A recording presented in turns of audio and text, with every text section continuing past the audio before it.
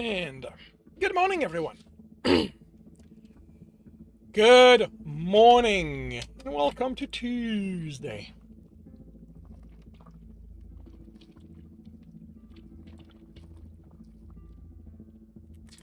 Second day of the work week. For those of us who work under that schedule, I hope you are having a good start of the week. I hope you have energy for the rest of it. Little to say. Did my writing yesterday, did my gaming, did not much.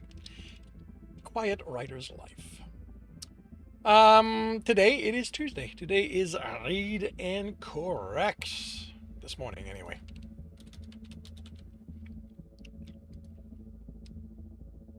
It is going to be on the shorter side, since I didn't write a lot last week.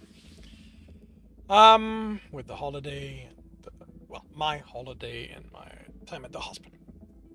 But for those who are new to this, when I do the read and corrects, I record them. So I will ignore the chat while that is happening. Anything said, I will do my best to address after the fact.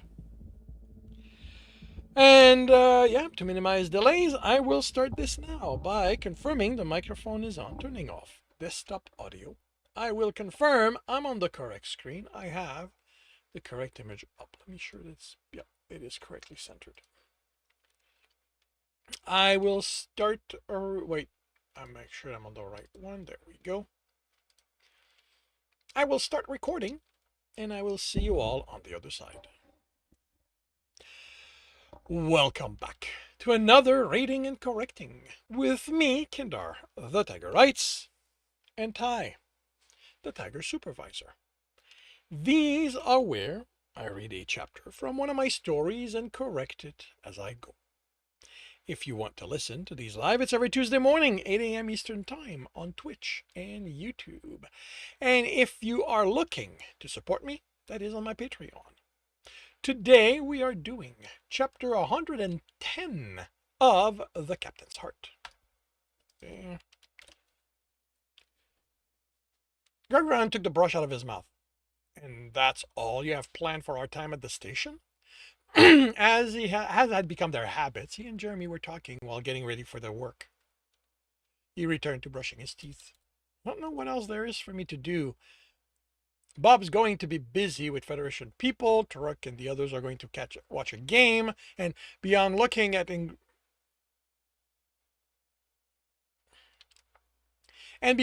for some ingredients that I can substitute for one of the ships doesn't have, it isn't like the station's a vacation spot for me. There should be some Earthers there who might be there waiting for me to take me back. Is that what the programming is telling you? No, it's been quiet for a while, and it's me not believing the human government has given up repatriating me. And I'm told that sneaking agents among enemies is a popular tactic with all species. You've been talking with someone from Covered Up's investigation, actually. Girani said it's something they've had to deal with, and they've had to deal with any time they're vetting people coming on the ship. The chance one of them might be from the people who don't particularly like you. That hasn't happened. But it's a possibility they need to be aware of. And definitely something I'm not putting past the human government to do. How about the Earthers you met before? Different station. And while I'm confident they aren't plant, I still wouldn't meet them alone this time. Anyway, I need to head to work. It's still 3 days to the station, and that means the engineer is still having me sit and go over reports from repairs. I think he's realized I enjoy the work he was sending me to do and now picked something new to torture me with. Alex wouldn't do that. I'll take your word for it. Have a good shift. You too, Jeremy. This is your captain. He looked at everyone by the ship's exit. Other than the Earther, they were still looking at it instead of him. His announcements were routine by now, even if they were needed. As a reminder, we will be at Ashgaran Station for 3 days. Those of you with business there, ensure it is concluded 6 hours before departure so your deliveries can be accepted in time. Those of you playing tourist. Remember, this isn't Kelsarian territory. We are guests and visitors. I don't need the here. Treat our host and other visitors there with respect. Avoid legal trouble, as that can keep you here past our departure time, and convincing Federation adjudicator that their decision will be respected at a distance isn't something I can promise will happen. Otherwise, enjoy your time here. With his disconnection, the doors opened. Kind of feel like I want to mix with them and sneak out unnoticed, the Earther said. Unnoticed now simply means station security will find you later and force you to meet with the representative. It's just a formality. Feels like if that were true, you wouldn't stick by me. You're on my ship. That means I'm responsible. And I figure having me there means they'll be nicer to you than they might feel the need for someone from an outsider species. I thought the Federation respected everyone. The Federation does. The people enforcing its rule can still be prejudiced. My presence simply means that if one of them has been assigned to you, they won't be able to let their prejudice override their decision. As the crowd lightened, he stepped in with them, and the Arthur kept with him. Can I ask a favor? After everything you did, you're allowed. When you're done with your meeting, try to meet up with Jeremy. I feel like he's isolating himself from everyone that isn't one of my crew because of what's happened to him. When stations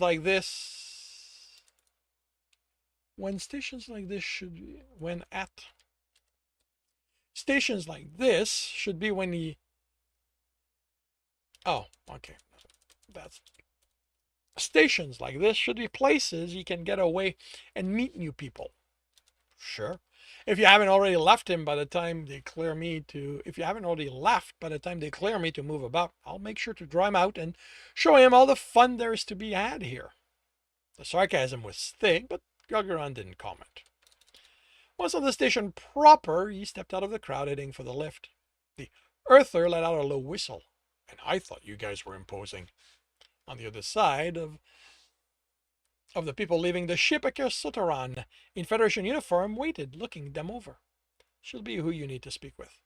She? Another low whistle. They made their way through the crowd, and she noticed the Earther, then him. She took her tablet and then put it away. Kelsarian Captain Galgaron Sel El Ravnir, Refugee Bob. Welcome to Ashdoran Station. You can address me as Facilitator Reshtorak Dromini. Question, the Earther stated. You can ask. Is the rank and long name thing something everyone in the Federation does? Because I'm going to start feeling mightily inadequate with just Bob as my name. The nomenclature is to show respect for the species I am interacting with. The Kessaran nodded to Galgaron. So you don't expect me to do the same? My understanding is that Earther prefer the use of whole names when interacting with others. The Earther nodded. Who told you that? The files on social interactions were provided as part of the Earther being shepherded within the Federation. Did you guys write those up? He asked Galgaron. I expect they would have been provided by your government. I'm not sure how the process goes. Well, they weren't covering people like me. Us, little folks, we're fine with just having a name used. I'm Bob. He offered his hand. She offered hers, and the Earther didn't flinch when the thick claws touched his skin, as part of the hand closing around his and giving one shake. Kessaran claws were blunt unless they were going into battle. They were still large and dangerous looking. The Earther chuckled. I'm guessing handshake is something else you just read about. Did I perform the greeting wrong? Not really, but you clearly lack experience doing it. We can work on that later. Thank you. As facilitator, my role asks that I interact properly with the other species. Once we are done entering you within the Federation Citizen Database, I will be pleased to take in instructions. If you will follow me, my office is one level up. The Earther held Galgaron back until a dozen pace separated them, then whispered, Do these people are open about you as yours into getting friendly with someone from a different species? They're called Kersetorans. He replied with a chuckle, and I don't know. That is one aspect of interspecies relationship I've never had an interest in. Kersetoran. The Earther slowly repeated. I guess I'll just have to ask her directly. Gargaran shook his head in amusement as he left the office. It had been clear from the start the Earther didn't need his protection from potential prejudice, but watching him interact with the Carcetoran had been amusing. He'd heard about the male's friendliness on his ship, initially because he'd asked a pack to keep an eye on him after what the inebriated ones had almost done. I don't need to him. And once he'd been confident there were no held grudges, stories would still reach him, since, as the only Earthers could interact with, his exploit had spread. He hoped the Earthers' forwardness didn't land him in trouble. He stopped by an eatery for a bowl of meat and spicy sauce to snack on for the rest of the walk back, and was done by the time he reached the ship's access. The male stood by it and smiled on seeing him. Queer? He hugged him. What are you doing here? They rubbed muzzles, hoping to convince the ship's captain to grant a civilian heading home passage. He narrowed his eyes. You, a civilian? Why give up on being an ambassador? I miss home. The sky, the soil, to sink my claws in. My mates. I've been away for years, and the point was made the last time I spoke to them, when my daughter claimed not to know who I was. Gargaran laughed. You are always welcome on my ship, but it won't be a short trip.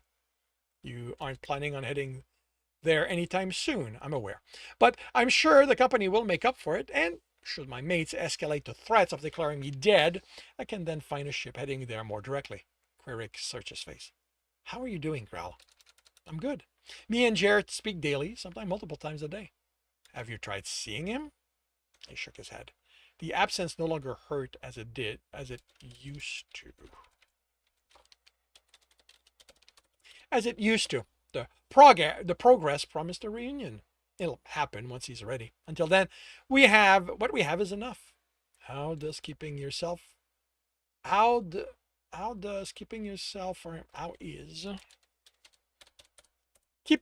him going? Tom still doesn't like it, but he's the only one. The others accept it. There's more to that than you're saying. He chuckled. He'd forgotten what it was like to have a conversation with a mentalist. Tom's directing his anger at Jer, but he hasn't done anything about it beyond glaring. Jer's noticed, but he isn't doing anything about it either.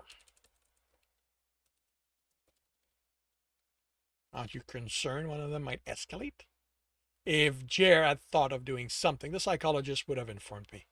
And your friend? Tom isn't the combative type. He's hurt because his hope for us to have been dashed, but in time he'll accept it. Hopes? Mates. He's hoped for a while now that I choose him to start a family with. And it was never going to happen? Gargaran laughed. Until Jer the Bane was all the family I needed. And now, Jer is who I want. And you don't think you'll ever be comfortable with a family the way we build them? He sighed. What are you after, Queer? Queer? Queric. Yeah, Queer. His friend chuckled. You, him, happy? You and him happy. Maybe trying to negotiate truce between warring parties? Thought you were a civilian now. It's going to be some time before I stop thinking like an ambassador. He pressed against Gargaran, but your family's happiness is all I'm after, Growl. Whatever form that takes for the two of you. He placed an arm over his friend's shoulder. Thank you. How about I see to your lodging? In the civilian section, please. I'm tired of ambassadorial apartment when it's only me and a few friends in it. Messigo's apartment, then. Something nice and cozy, so that when you see your mates again, taking them all to bed will feel like you have all the space Kelsier has to offer. We aren't going to bother with a bed when I see them. There's a field behind our house. I will have all the space Kelsier has to offer. And that concludes chapter 110 of The Captain's Heart. If you are enjoying this, please leave a like. If you want to know when the next chapter will be up, subscribe and hit the bell. If you want to read this story, it is up on Ream Story. And if you want to listen to these live, it's every Tuesday morning, 8 a.m. Eastern Time on Twitch and YouTube. Links are in the notes, and with that, I shall wish you a good day. And welcome to the stream. To show of respect. welcome to the stream, Bubacus. Gonna drop off. Have a good one. Might be back later. Thank you.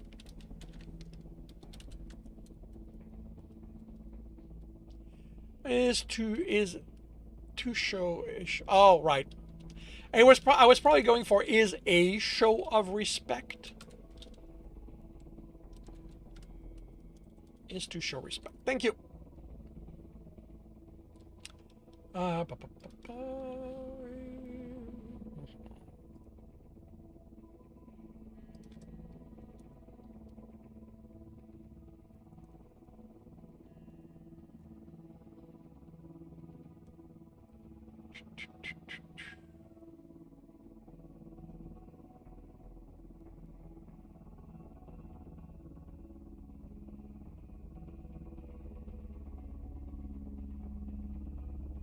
Right, I cannot change these.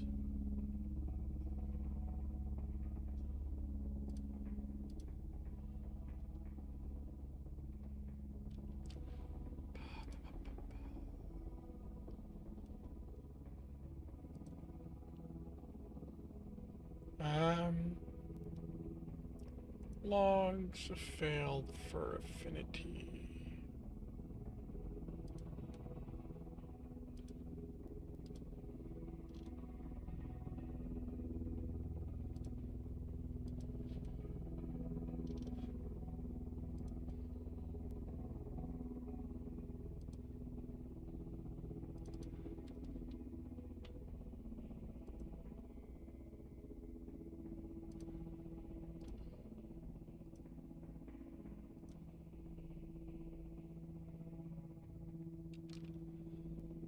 May 15th.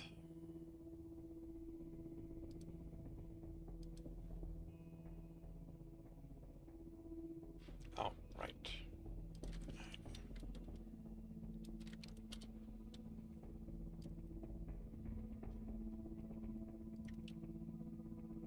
And did I?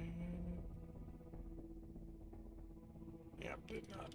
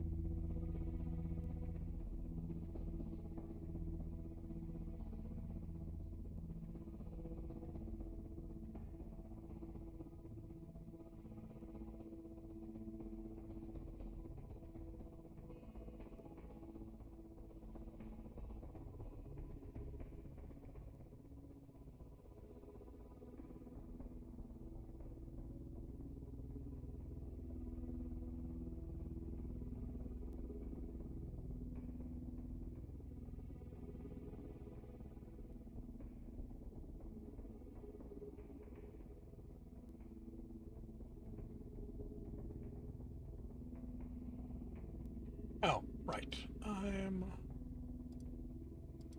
Oh, that's kind of neat. Telling me I'm on the wrong page.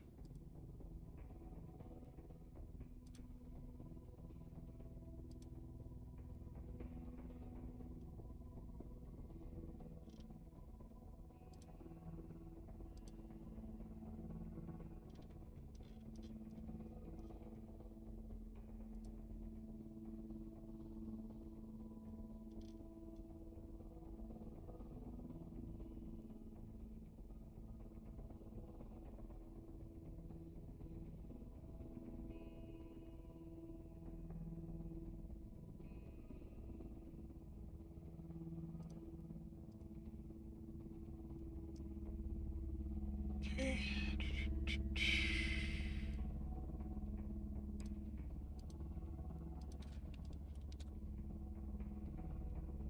Alrighty. I will start another chapter by confirming the microphone is on, turning off desktop audio. I will confirm I'm on the correct screen. I have the correct image up.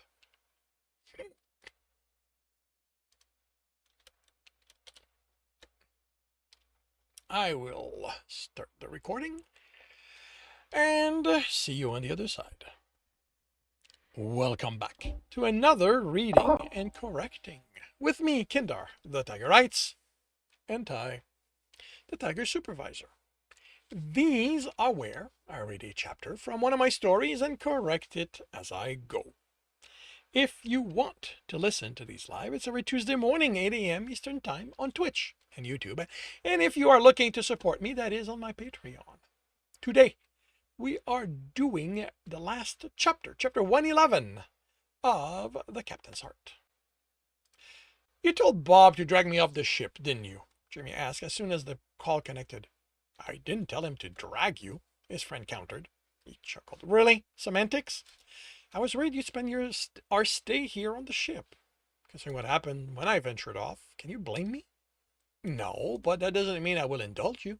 What are you, my dad? I think that would complicate things. Jeremy laughed.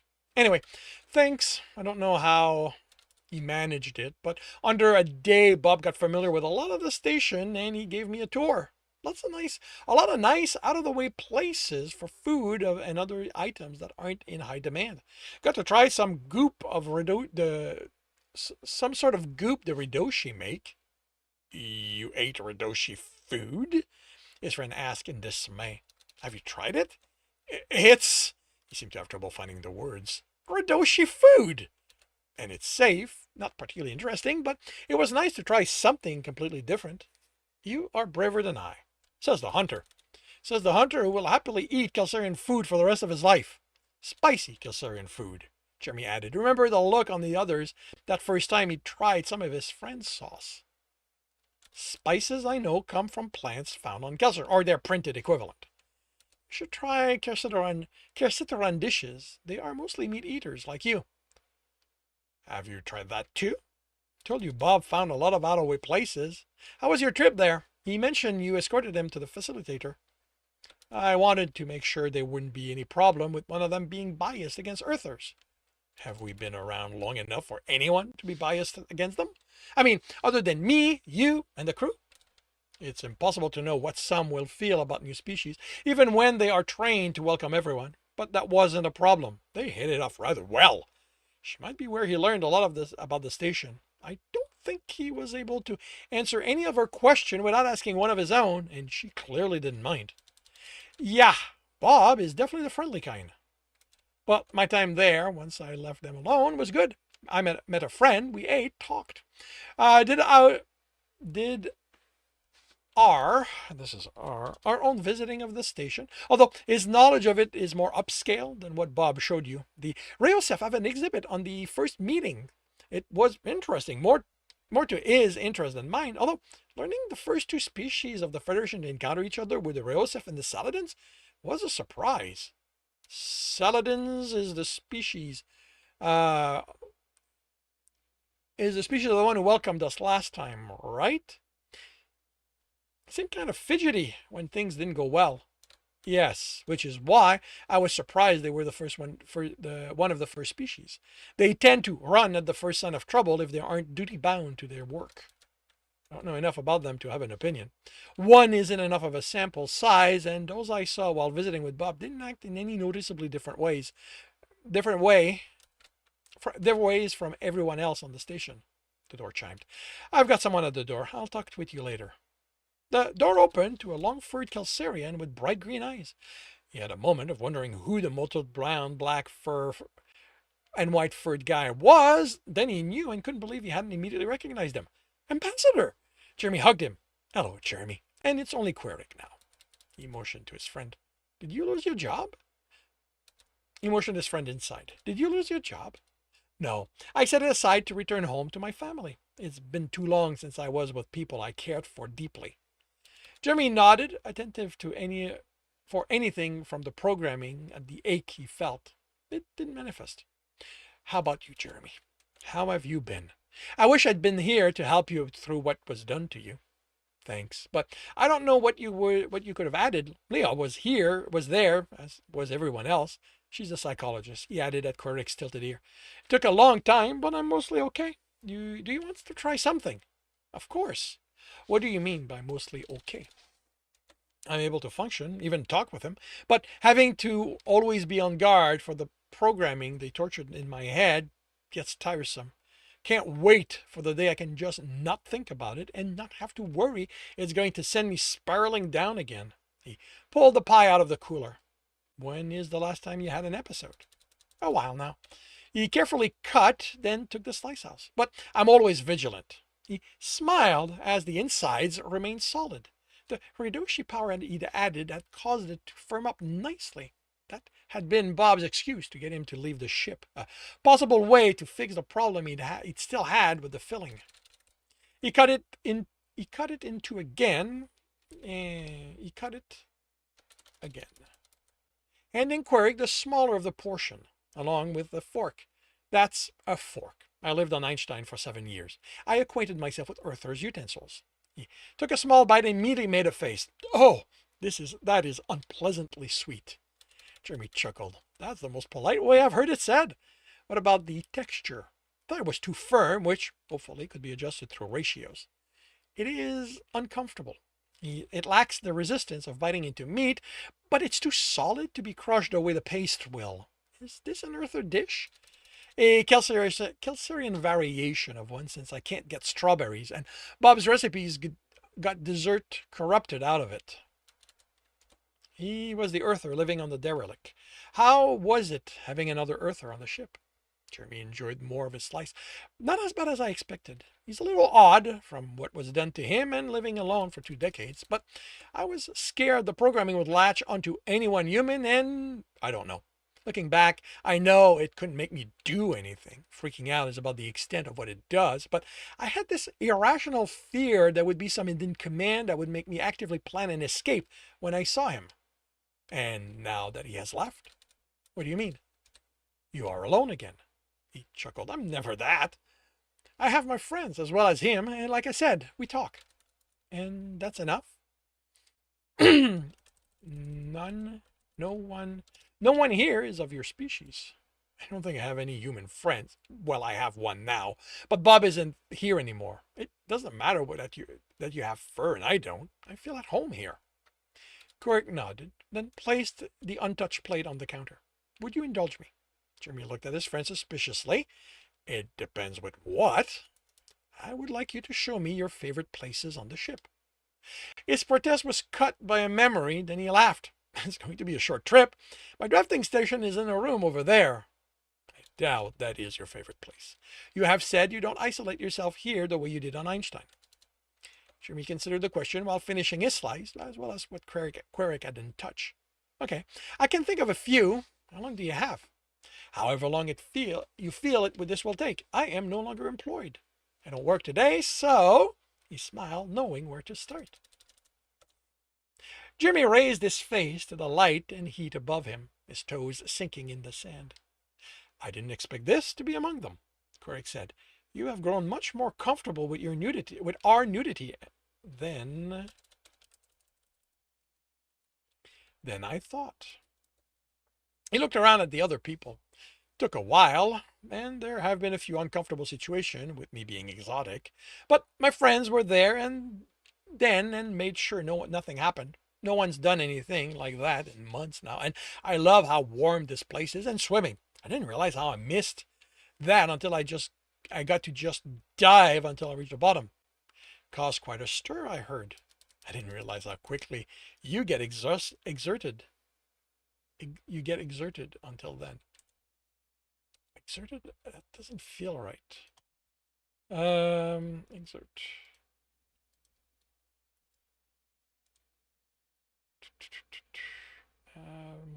Yeah, that's not the right word. Exhausted? Quickly you get exhausted until then.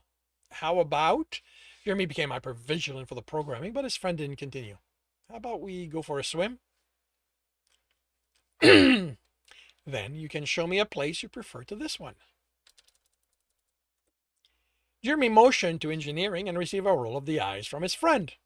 If anyone else had taken me to where they work and claimed it as one of their favorite places, I would have sent them for counseling. I'm honored you don't, then. I am surprised. Doesn't working as a technician remind you of what you can't do anymore?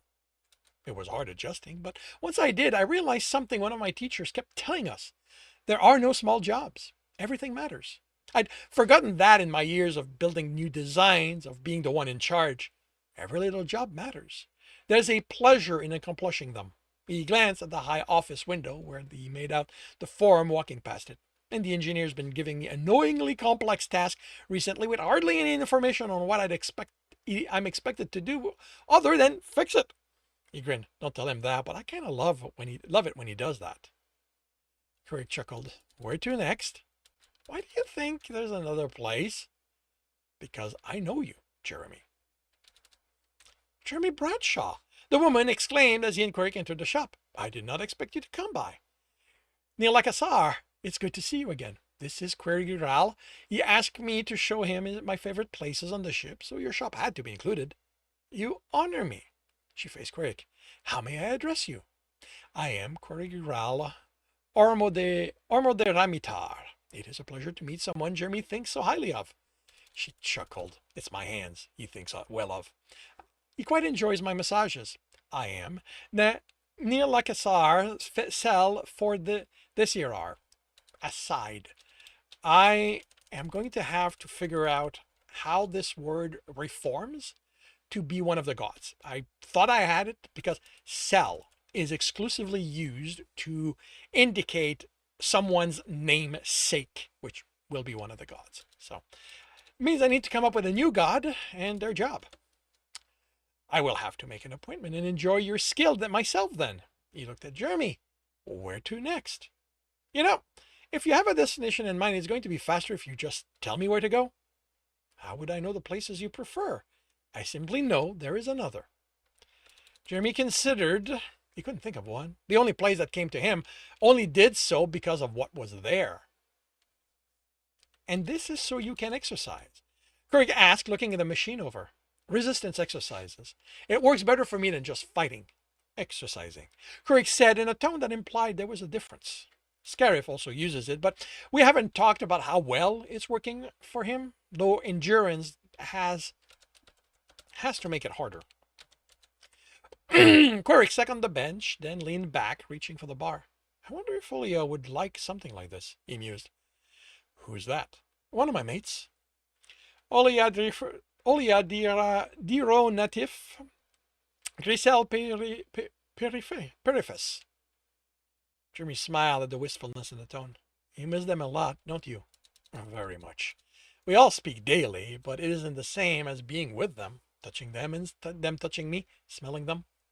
Why did you leave then? I mean, there had to be work you could do that would keep you close to them. I was young. Diplomatic work seemed like such a calling, to help enemies become friends. And I was skilled at it, so I gained rank. And I was skilled at it. So I gained rank. I was made an ambassador, and those duties required I be in space. I returned regularly until I replaced the ambassador on Einstein to continue the work of shepherding Earthers within the Federation. Then trouble at home meant it was wiser for me not to return. He smiled, but I am heading back to remain, to be Chrysarik to my mate's children and father to my own, and enjoy them all, and enjoy them, enjoy all their company. He sat, then stood, looked at Jeremy expectantly. I don't know. The smile was kind, but knowing. You do. No, He swallowed and looked towards where he might be. He caught himself seeing him and nearly panicked, getting ready for an attack. It hurt to be so close and not able to go to him. Why not? His friend asked, and Jeremy stared. I didn't say. He'd forgotten Queric was a mentalist. He looked towards him and readied himself for an attack that didn't come.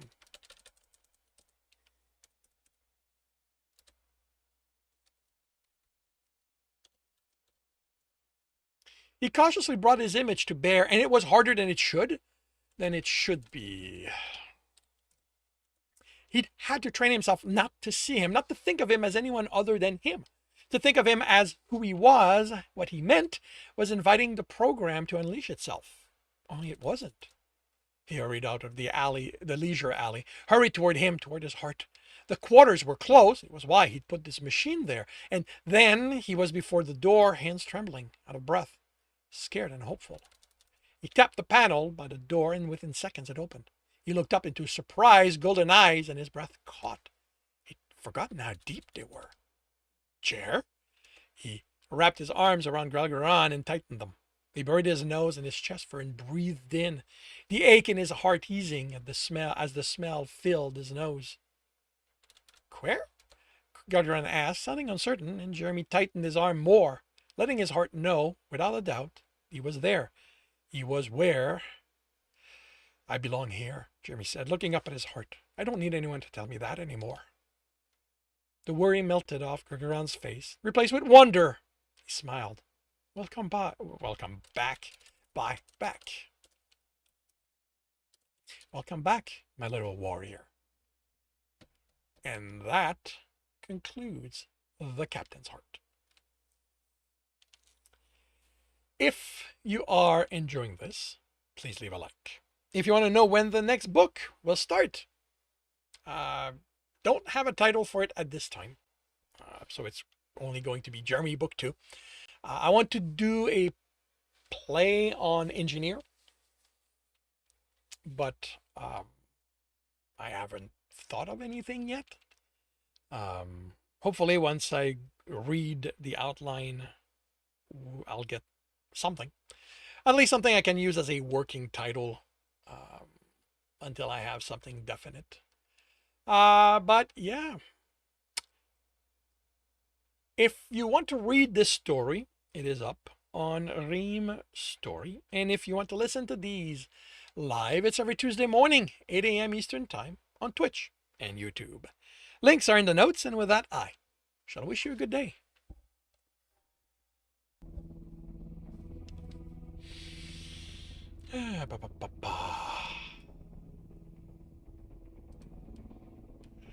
I have been using Scrivener for over a decade now, and it's only recently that I discovered there's a current selection in the compiler. It makes things way easier.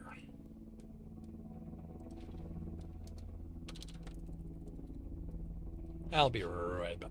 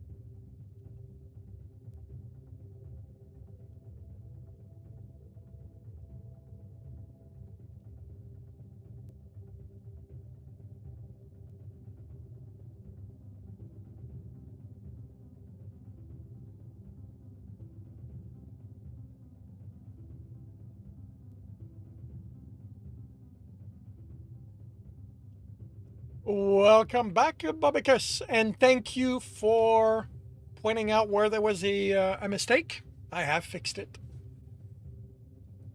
How are you doing?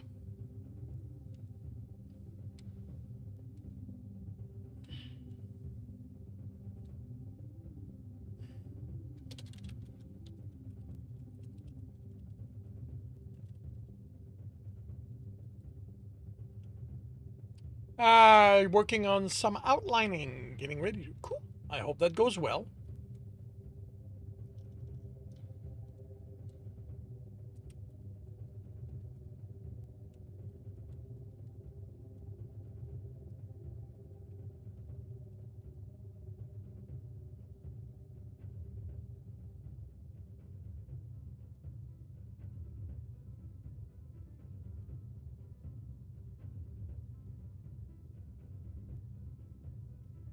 You've got 40K word. Realize your current outline is insufficient.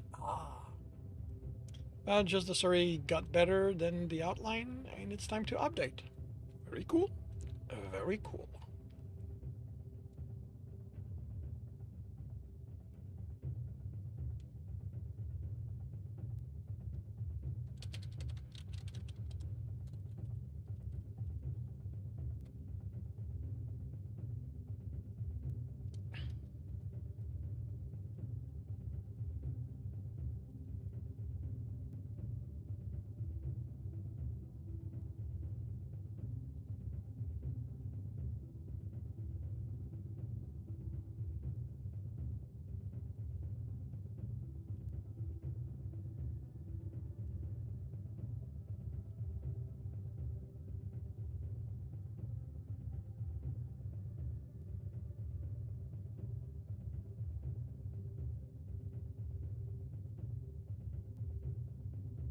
Been using AI, developmental editor. It's actually pretty good, as long as you're asking the right question.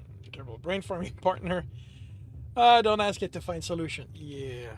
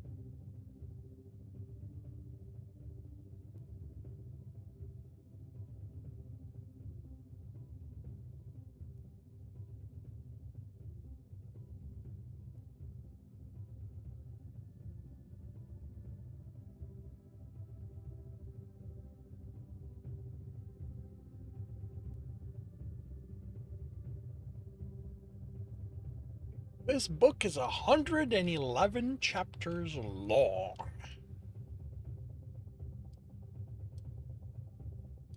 How many words?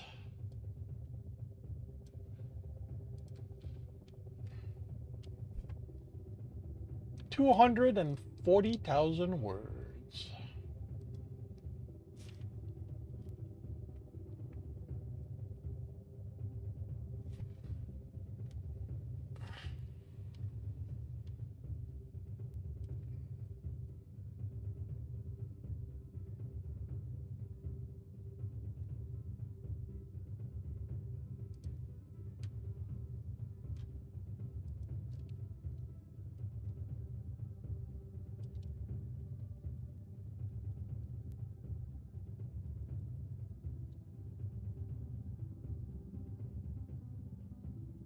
That is many words. Yes, it is. Um, Definitely more than I was expecting when I started this. Considering that the outline said the book would have about 40 chapters.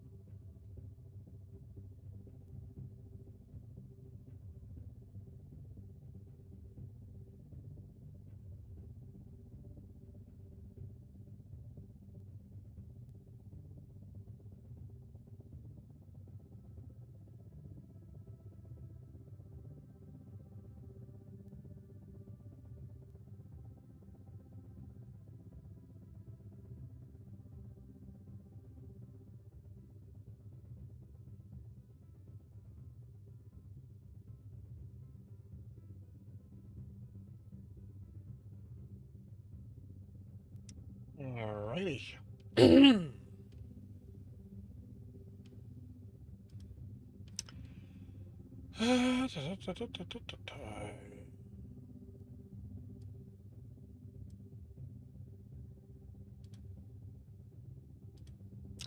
I shall move on to Stepping Wild.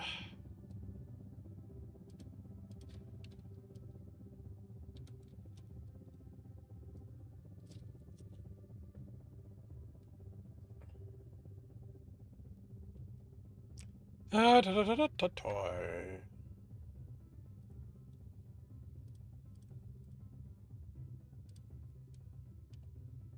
Alrighty. So I will start the other book by confirming the microphone is on, turning off desktop audio.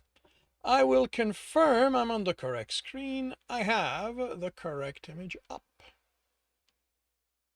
I am starting the recording and I'll see you all on the other side. Welcome back to another Reading and Correcting with me, Kindar, the Tiger Writes, and Ty, the Tiger Supervisor. These are where I read a chapter from one of my stories and correct it as I go. If you want to listen to these live, it's every Tuesday morning, 8 a.m. Eastern Time on Twitch and YouTube. And if you are looking to support me, that is on my Patreon. Today, we are doing chapter 64 of Stepping Wild. And this starts with the trigger warning. The chapter contains elements of body horror. Purity clerics had buildings in all large cities that took in the sick to care. Purity clerics had buildings in all large cities. They took in the sick and cared for them. How each worked varied between cities and sometimes between location if a city had more than one. Some only served those who paid, others tended any who could reach their doors, but most fell between the two extremes. Tibbs had learned that for clerics away from their dungeon city, how they defined hard work changed, and that influenced how those who worked under them. Some still adhered to the core belief and went out to heal as many as they could, but those were often new arrivals. They either learned they could accomplish more good by pacing themselves or kill themselves attempting to uphold what they had been taught. The cleric's house in Brokentia fell closer to the help everyone when it came to those things easily fixed, but pushed toward an expression of gratitude in the form of coin donations when what needed fixing proved complex. Often, that gratitude needed to be expressed before the healing took place. Fortunately for Neris' sister, the clerics didn't ask where the money came from. This led to a tenuous relationship with the city, but guards needed a healing too, so they were allowed to keep operating. It cost more than he'd expected, but Tibbs arranged for her to receive the treatment she needed. Cinta had already arranged for things to improve at the theater, not that he saw any of it when he gave in and came for a performance. The only way he confirmed it was that any time he asked one of the actors, their claims of not knowing what Tibbs could mean glowed while looking convincingly surprised. The few times Tibbs saw Charlie during Cinta's weekly meals, the men complained about numbers and why they had to be involved and what good they were for merchants. Anyway, as soon as she realized Tibbs and Uzuma wouldn't immediately vanish, she'd insisted they ate together once a week. It was the only time he saw the archer, and the man always looked like he'd rather return to where he hid himself while waiting for the caravan he could leave on. Tibbs told the others he wasn't done with his research, but he was enjoying the chaos among the nobles they had created. Among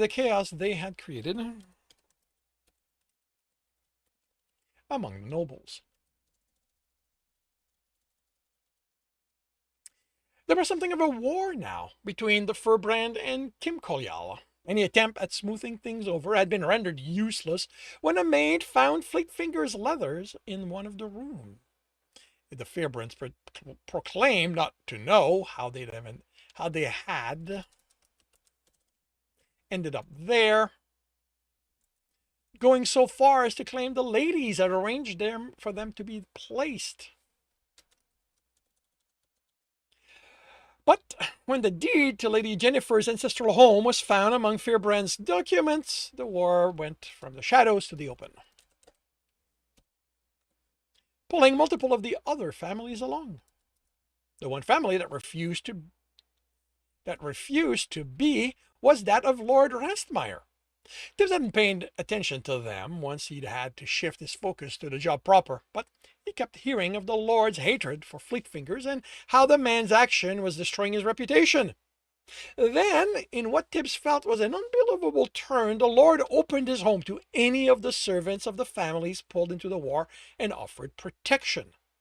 Neutral ground, the criers within the noble neighborhoods, neutral grounds, the criers within the noble neighborhood proclaimed to any who wanted nothing to do with the conflict. And because of the building reputation as someone helping others that Fleetfinger had built, they flocked to him. Tibbs tried to convince himself the man would forget his promise as soon as things calmed down, as all nobles did, but his actions were raising his status among the nobles, were showing him to be a man of high morals and willing to stand up to those who would bring the rest of them down. When the city stood behind Rastmeyer, Tibbs thought he might have accidentally created one of those nobles who could do good for everyone around them. Not that it mattered to him.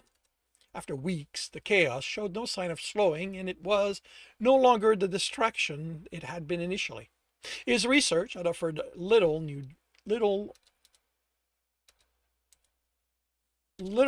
that time, and as he returned to the room, the noble he pretended to be occupied, he was considering it would be time to finally leave the city and head Nadir. No? Really?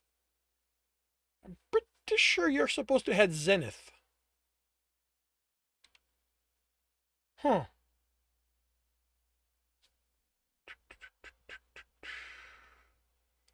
Let's do a quick check.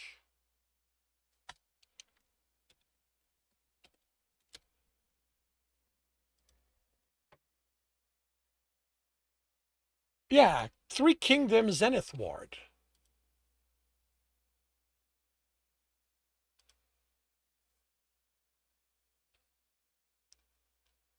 Da, da, da, da, da, da, da. And Zenith.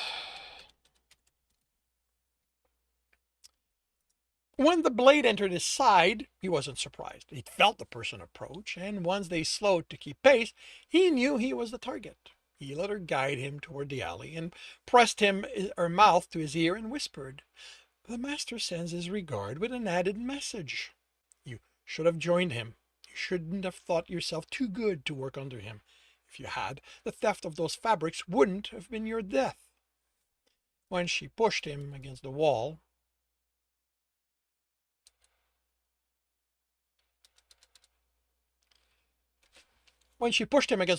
they were deep enough in the alley no one would see them. They talked.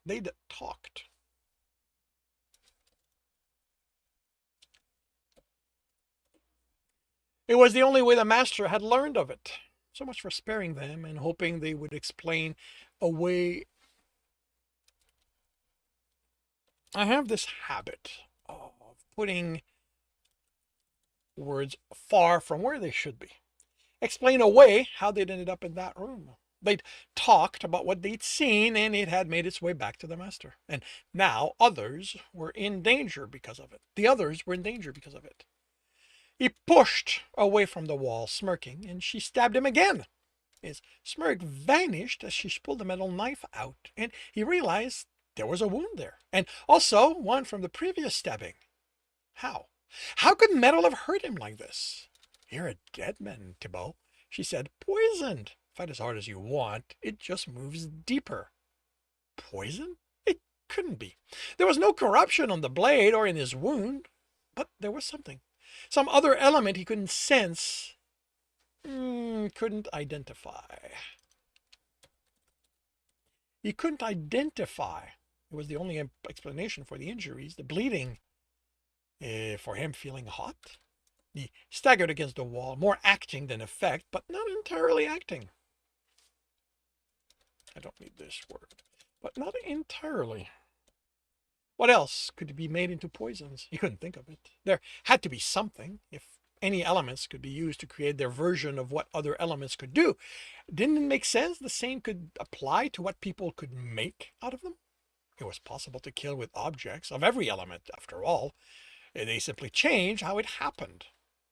He slumped to the ground.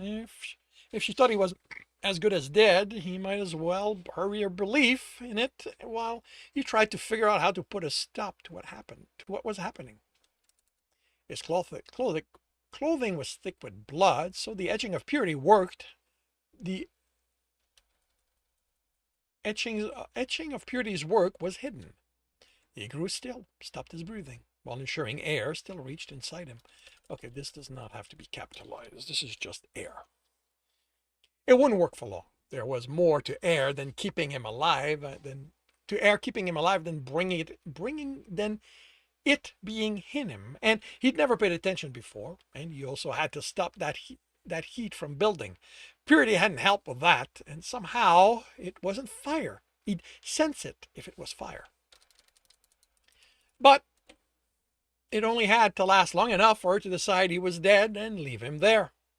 Then she'd go see his team. Then he'd go see his team was okay. Make sure everyone who threatened them Then he'd go see his team was okay. And made sure anyone who threatened them regretted it. She placed a clean knife under his nose and waited.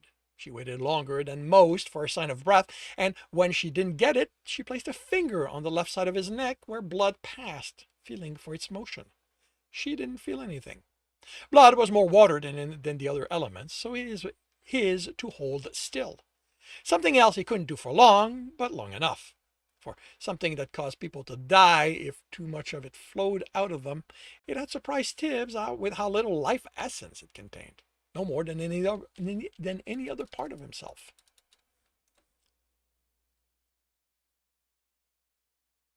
It thought he thought his body was like the sky. There needed to be a balance between the elements, otherwise it stormed. Where that resulted in dark clouds, thunder, and lightning, rain and wind with the sky, it meant death before his body. She patted his cheek and searched him. She took his knife and heavy quain pouch. She paused at his bracers, but even remade by Furman, they looked to be made of ordinary, worn, unadorned leather. She left them be, stepped away, and let out a whistle. Why couldn't his life be simple anymore? The group of people he'd sensed a few intersections away rushed to her, sword and knives. He'd thought they were thugs if unaffiliated with her. Take the body to the master, she instructed. He's going to serve as a reminder to anyone who thinks they can work for free. They can work free of his protection. She hurried off. Did she mean his team?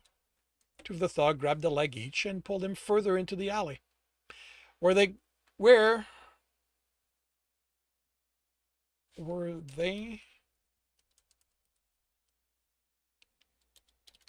going to drag him all the way to the master's court? It was nearly on the other side of the city. Or did the men have more than one closer to them? It didn't matter. The heat was spreading, so he couldn't wait. Not that he wanted to make it there, even if he didn't have something more urgent to deal with. He needed to go make sure his team was safe and deal with the heat poisoning him. They were far enough. Earth took hold of him, causing the thugs to lose their grip. When his feet hit the ground, an etching of air caused him to stand. "You're dead," one of the thugs said, confused. His words caused the other two ahead to stop and turn. The sword Tibbs made was through that man's chest. It cut the other's head off before his hand reached the pommel of the sword and his belt. An etching created metal spike that impaled the other two against the wall, blood and life essence leaking out of them. He absorbed the essence as he jumped to the roof and ran for his team. 3 roofs later, he was panting and sweating. Not exhaustion, but that heat spreading within him. That poison. Purity barely helped. It repaired damage, but didn't keep the heat from spreading, increasing. He focused and thought he made out a reddish tint to the life essence in his channel. It reminded him of when corruption had soaked into him. It wasn't the red of fire. This was darker, richer in a way he finally recognized. Fever. That was the poison that had coated her blade. He filled himself with ice, and its coolness soothed him, but didn't stop fever from spreading. He thought fire would work, since it was something herbalists did to keep wounds from getting bad when they didn't have enough herbs to help, but it would have to be more than the essence. He would have to fill himself with fire, and that would hurt him just as much as fever could. He forced himself to run. He still had to see to his team. He stumbled before he reached the end of the roof, then needed to lean against a chimney to keep standing. People died of fevers. Bart sang of adventurers of that element, setting their enemies with a fireless heat. His research had told him it was the element of the body. He could have acted sooner to keep it from what? What could he have changed when he couldn't control the element? He slid down. He had read nothing about purity helping against fever, but purity clerics loved their secrets as much as Kumdar. It could work, Tibbs thought. Purity was about fixing what was wrong, and this was definitely wrong. Fever was going to take him. There didn't seem to be anything he could do about it. He'd have an audience, a new element, and where was his fear? Had this happened so often he no longer cared? Yet one more audience, one more piece of a puzzle he didn't understand. Except he needed his fear to have the audience, to survive what was happening to him, so he could keep his team safe. So why wasn't he feeling it? Did he want to die? No, he wasn't ready to die. But he was just so tired. The heat was eating at his strength, and he didn't have enough left for even fear. Was this why there were so few fever adventurers? He'd read about that in his research. It said that fever was a harsh element, more difficult to please, but there never was anything about the emotions when talking about getting an audience. It was always all about the rituals. If the runners didn't know, wasn't it easier to just let the heat take their strength until there was nothing left? Would knowing help? He knew, and yet he lay there, unable to muster fear, unable to even worry about not being able to manage it. He closed his eyes. He was going to die. Soon he'd be with Mama again, and no! He forced his teeth together. He wasn't done. He hadn't avenged Mama. He hadn't made the guild pay for how he'd left his town, how they'd left his town unprotected against Sebastian twice. He wasn't dying until he made them all pay. And he was wrong. He didn't need fear to have an audience. He needed an intense emotion. And if there was one emotion he felt stronger than even fear when he thought he might die, it was hate. He hated those men for taking Mama from him. He made himself remember their mocking laughter as they walked out of the hovel that was his and Mama's home. They'd had their fun and left him nothing more than a cooling body. He growled. He was going to find them. He was going to inflict unending pain on each of them. He'd use Prudy to keep them alive, and they would suffer the way they made Tibbs suffer. He would take everything from them. He would destroy everything they held dear, and he would force them to live through it all. Do you hear me, Fever? Do any of you hear me? You aren't taking that from me. You will not take my rage, my revenge. I will live, and I will. And this is where the trigger starts. Oh, a silky voice said, I so want you to live. He opened his eyes. Where was he? Here, of course. The person before him was Fever, your Fever. It was hot, burningly so, and wet and cloying. Everything was red and wet in a way he'd seen before but couldn't place. I am, and you are the child of humans. They approached, and Tibbs took a step back reflexively at their nakedness was the wrong word. Something needed skin to be naked. They were, like everything else here, a fleshy red form that shifted. Sometimes they looked like a man or a woman, often some of both. His back pressed against the wall, and it moved. He tried to pull away, but it didn't let him. It touched him in places he'd never been touched. Stop! He didn't want this. They paused. You don't want this? They ran a hand over their chest in the way he'd seen women do when they offered themselves to passers-by. The flat chest gained a large breast in the hand's wake, while the other moved over their stomach, an erection growing between their legs. And the wall oozed over his back, his ass between. Is this not why you have visited each of us?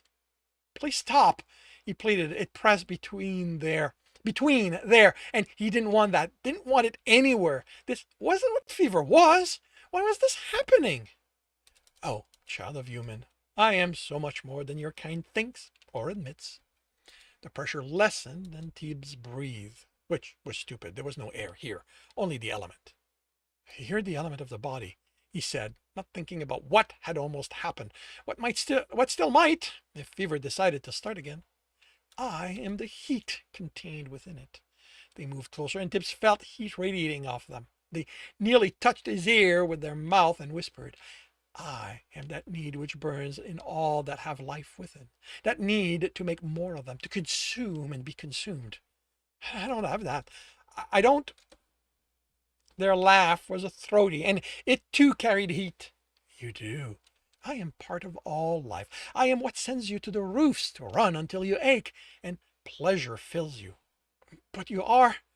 Why couldn't this be simple? Because humans always add to what is there. They stepped away and straightened, their bodies shifting. For a moment, they looked so much like Jackal. Tibbs had a lump in his throat, which went away at the lewd smile in far too large erection. Were they trying to tempt him with his best friend? No. This was simply what they were.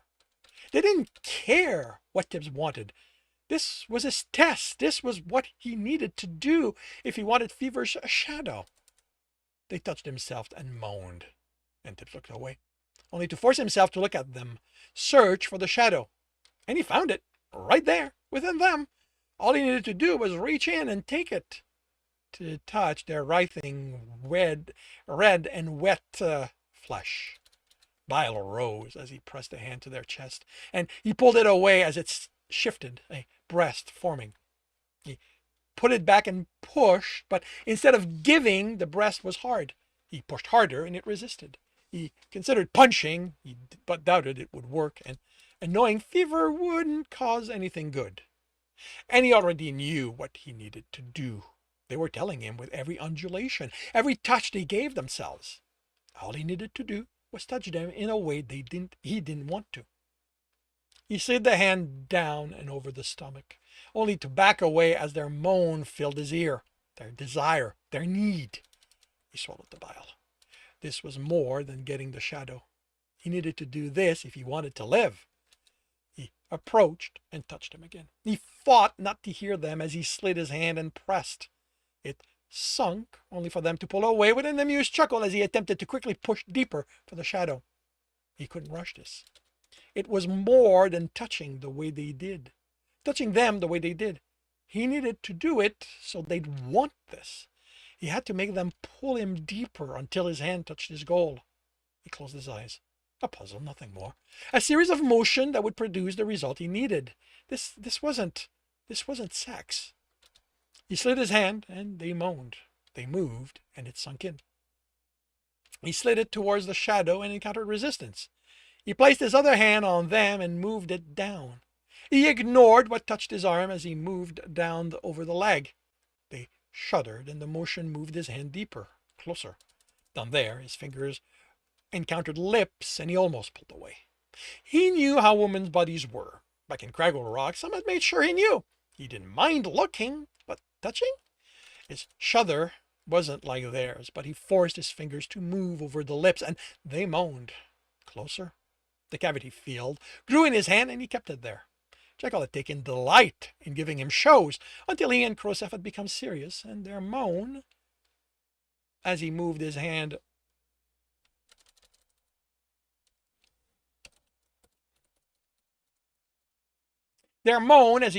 over it was deeper. His finger touched the shadow. It melted into him, and he hurried to pull out and let go of them, to not think about what had happened, as a trickle of sickly red essence forced its way between fire and earth. They sighed with such satisfaction, Tibbs felt sick. Send me back, he said without opening his eyes. He felt their heat against his ear, a hand on his chest.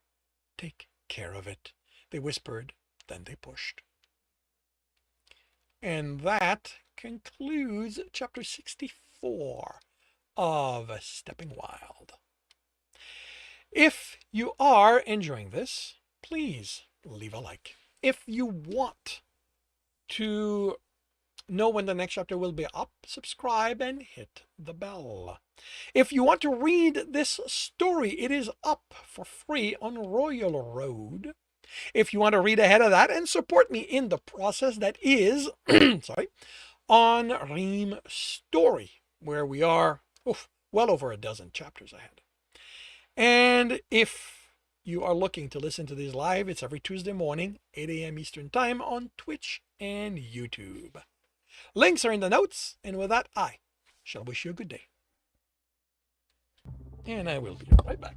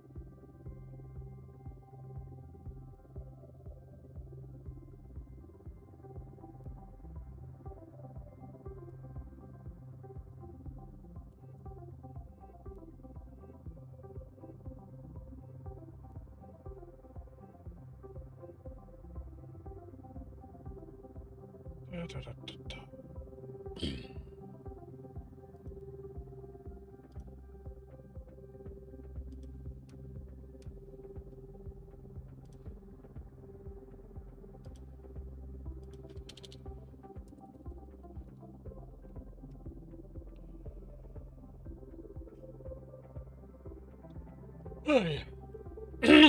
Wow.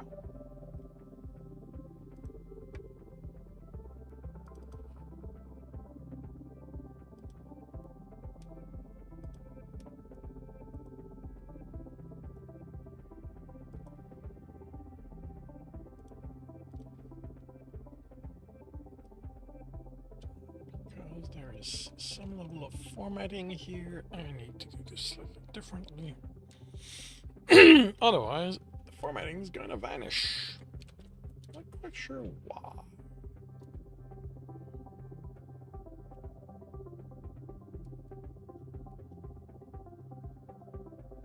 But really, there we go. It's there.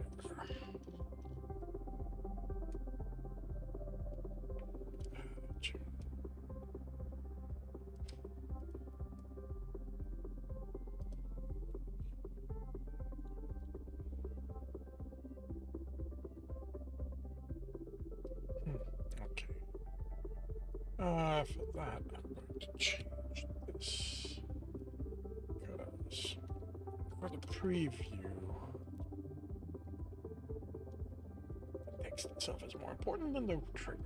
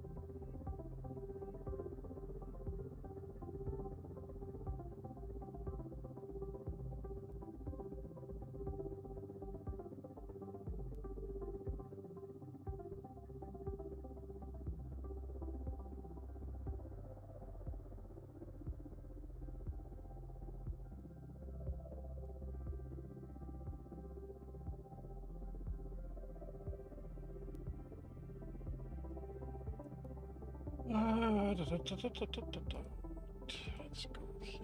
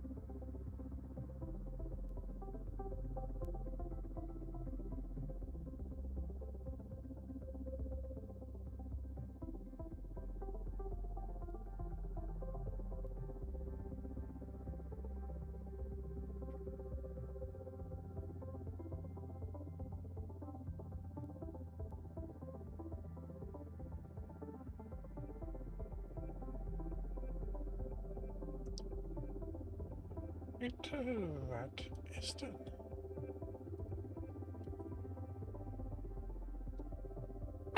And I will start another chapter by confirming the microphone is on, turning off desktop audio. I will confirm I am on the correct screen. I have the correct image up. I am starting the recording, and I'll see you all on the other side. Welcome back to another reading and correcting with me, Kindar, the Tiger Writes, and Ty, the Tiger Supervisor. These are where I read a chapter from one of my stories and correct it as I go. If you want to listen to these live, it's every Tuesday morning, 8 a.m. Eastern Time on Twitch and YouTube. And if you are looking to support me, that is on my Patreon. Today we are doing chapter 65 of Stepping Wild. Tibbs took a deep, shuddering breath and laughed. He was alive. He didn't know why it felt so amazing this time.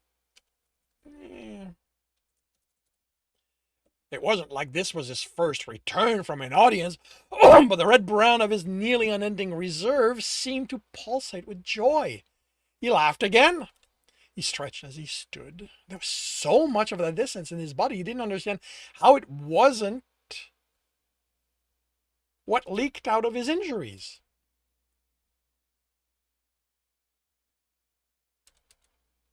What had leaked out of his injuries, because he healed himself. He ran before he understood he did it. He laughed again. Running felt good. He pushed himself when the essence bunched in his leg, and he felt the strain begin. He moved it away and ran faster. He jumped over the alley with ease and ran faster still. When the larger gap of a road became noticeable in the distance, he pushed harder. He wouldn't make it, but slowing wouldn't let him cross it either, and he wanted to try something. Every essence could be used to recreate the effect of the other ones. Since he could cross the gap using air, he could use fever to do the same, but in a different way. He couldn't make disc out of it, and since fever was the element of his body, since fever was the element of his body, but it let him do something else similar to what he'd do with air to cross it. Instead of compressing the element under his feet so it would launch him when he released it, he wound it around the bones in his leg and compressed that ever more. The tension rose, but he controlled it. When his foot landed on the edge of the roof, he released this essence. The bone shattered, but the pain mixed with the elation of flying over the road. Then, with the joyful fear of the roof he was falling toward much too fast. His leg folded with multiple snaps of bones as he touched down, and more pains were added to as his body hit the roof, rolled, and skidded to a stop. He laughed as he cursed the pain rolling to his back. This would be easier if he could suffuse himself. He'd be able to... He had no idea what this element limits were. He laughed. Pain was such a great reminder that he was alive. But he couldn't stay there. He needed to run. Piss, did moving that essence around hurt? Everything he moved with it seemed to grate against something else within him. Straightening his leg, pulled on the muscle, painfully aligned the bones. Felt like he was rubbing sand on an open wound. It was glorious, but it wasn't enough. He pulled Purity from his bracers and applied the etching all over the pains. It was much faster than before. It didn't have to take time to align what was wrong, so there was more of the etching left to move on to the next part to heal. Oh, this would make healing from a fight so much easier. He sweated from how hot he burned, but unlike when fire consumed him, this felt good. It was a burn he needed to feel more of. He ran. He pushed himself again, made himself burn, and leaped over alleys as he headed for distant buildings, tall and richly decorated. They would offer different challenges, other ways to push himself. New risk to make him feel alive. When a road approached, he compressed the essence in his leg again, but differently. Pain was good, but he didn't want to lose time to healing. He wanted and needed to continue moving. He never wanted to stop running. He surrounded the bones with a denser sheath of fever, almost an etching with how he connected the essence to itself. A scaffolding, the way workers build them around buildings to hold them until the support were in place. Then he launched himself over the road. He didn't go as high, but the bones didn't shatter. The cracks were small, hardly caused him pain, and he remembered to tumble on landing, keeping from adding damage. An etching, and they were healed by the time he rolled to his feet and was running again. By the fourth road, he had it down to the point he barely received any damage. By the time he crossed into the noble neighborhood, he didn't even think about how to move the essence for his jumps. The coming plaza separated him from the four-story building needed more thought, but he didn't slow. Longer distance simply meant more essence, more compression, more release. His tumble on the landing wasn't grateful, and repairing the damage kept him on his back, laughing for a bit. When he stood, he didn't run for the edge, but the window. This was where he'd pushed himself differently. He climbed with ease, then felt disappointment. Then was disappointed that it was unlatched. He'd wanted to come up with ways of using fever to get in. He slipped in, closed it behind him, and latched it. He took in the bedroom before stepping to the door, and it opened. He stared at the servant as she closed the door before noticing him. He'd been so focused on how good he felt, he hadn't paid attention to the essence around him. She started a hand to her mouth. "Oh, my apology, my lord. I didn't know someone was here." She reached behind her while taking him in.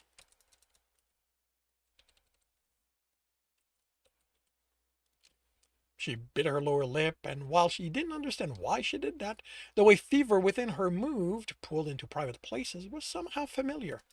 "Don't leave," he said, his voice raspy in his throat with his own heat. He stepped to her slowly, deliberately, and she took him in again. Her breathing shallowed as some fever moved to her chest, moved to her cheek, and they reddened, but she didn't look away. He placed a hand on her cheek, and her fever intertwined with that in his fingers. Her mouth parted, and the fever on her breath called to him. He kissed her, and their fever mingled, drew in more than had touched, grew into more than had touched. Her fever grew, and her kissing turned hungry. Her hand raked his vest and shirt out of the way. Then her skin touched his. Fever followed. He held her to him as he stepped back, then fell onto the bed, and clothing was ripped off. Fever moved their body in unison, closer and closer, and into one another. He came to slowly, unable to understand how. He felt exhausted after sleep. He forced himself to think back. Something had to have happened. He'd been attacked, had acted dead. Instead of leaving him there, his would-be assassin had called thugs to drag him to the master as an example. He dispatched them, reached the roof, tried to get this team, and he died. He'd had his audience with fever.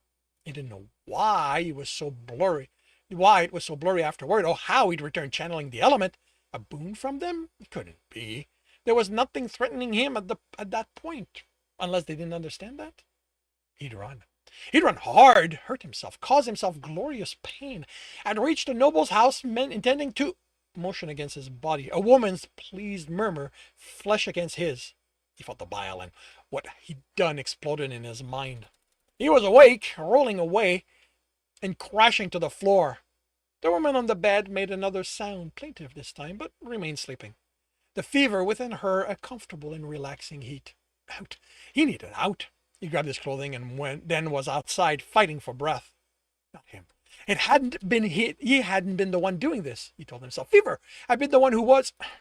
Felt himself move against her, into her. He had been the one to. He fought the bile down. Abyss. How could he have missed that was happening? How could he have missed what was happening? He wanted to laugh at Jackal, Krosov, and everyone else who told him that if he only did it, he would start wanting it. He didn't want it. He swallowed the bile. He never wanted this again. As soon as he had his clothing on, he ran. He ran and cursed himself for, again, falling victim to an element. He knew better after all this time, didn't he? He cursed that assassin for the poison that had given him the audience. He had no idea where she'd gone to, so he could make her pay. But it didn't matter. She wasn't responsible, no more than her knife was. The master had ordered his death, and she'd just carried. His stop was abrupt enough, he nearly tripped. His team. Had the master targeted only him or all of them? He kept his anger under control while he headed for the place his team should be today. The tavern, Cinta picked for the week's meal, wasn't busy, and it made it easier for Tibbs to tell where they were, and that no one stood out, essence-wise. The relief they were safe was swallowed by the anger no longer needed to be kept in check. The master had ordered his death, and that had led to his audience, which had led to him. He'd deal with that afterward, once he could think clearly. He'd almost turned away to make the man pay, but remembered something about criminal groups like this one, and the destruction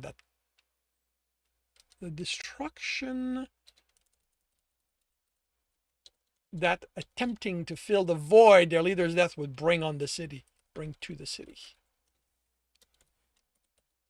Unless he made sure that void was quickly filled.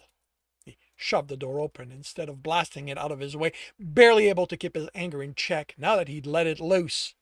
Charlie noticed him first, but soon everyone in the tavern stared.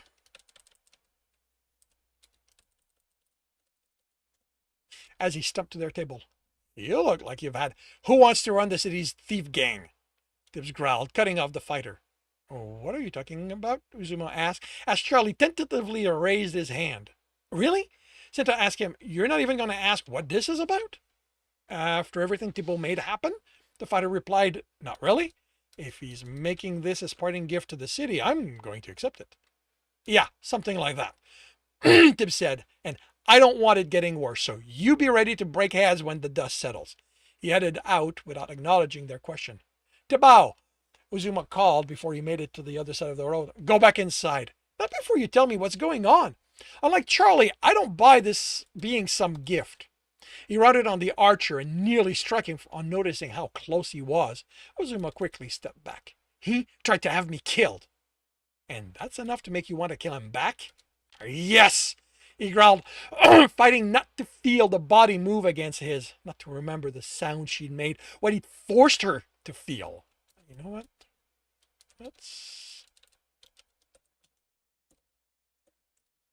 Uzuma scoffed. Come on. We all knew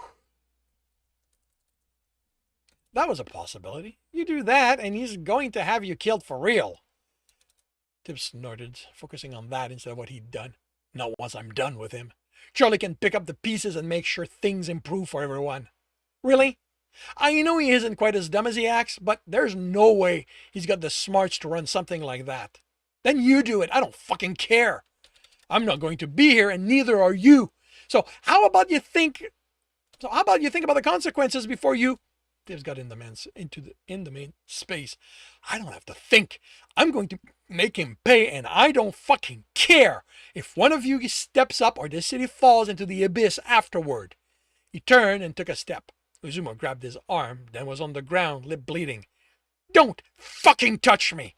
He turned and left everyone behind. The door to the master's base of operation exploded inward from the air-aided kick, and Tibbs strode in. He hadn't been certain the master would be here, where they'd first met, but he'd sensed someone sitting on the throne and in the men's audience room, and he knew the master would never let someone else sit there. The room was crowded with people on each side, and by the door, fewer gave him a... Okay, I need to specify because... Otherwise, what's going to happen? What's coming next will be a little too confusing. He sensed the room was crowded with people on each side by the door. Fever gave him a better sense of people since it was denser than life, even in normal folks. The thugs guarding the master's inner chamber attacked as soon as the dust settled enough they saw him. Swords slashed and stabbed. One was smart enough, her sword went through Tibbs's neck, and he smiled as horror filled hers and the other's expression. He grabbed the closest thug and smashed him into the wall over and over until his face was flat. He crumpled to the floor when Tibbs let go. He kept one from escaping with wood, the four wrapping over the boot and climbing up to the knee. The last backed herself into a corner, no longer slashing cleverly, but wildly cutting his already sliced shirt and vest into nothing and nothing more. When he grabbed her by the neck, he thought about pulling fever into her throat until she couldn't breathe, but he saw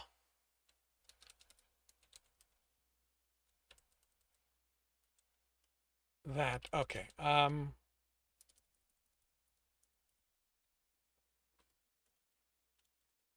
But he saw the other woman's fever, climbing to her cheek, turning red. The fever he'd forced into her, making her claw at his clothing. Never again. He filled his hand with earth and crushed her neck, leaving her wheezing, barely able to breathe. The one trapped uselessly pulled on his leg. Tibbs picked up the sword and stepped to the man.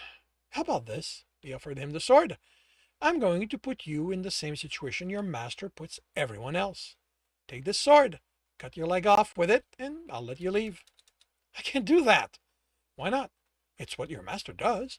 Make it so the only way out is deadlier than remaining under his boot. Please, I have children. Tibbs snorted, uncaring about the lack of light. How many did that keep you from hurting at your master's order?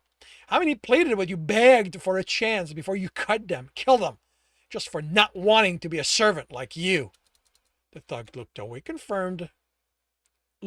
confirming his accusation. Before he could come up with excuses or justification, Tibbs planted the sword through the man's heart. He considered repairing the shirt. It was mostly wood essence, after all. The vest he let fall to the floor, even if he could fix that too, now, if he was willing to touch fever.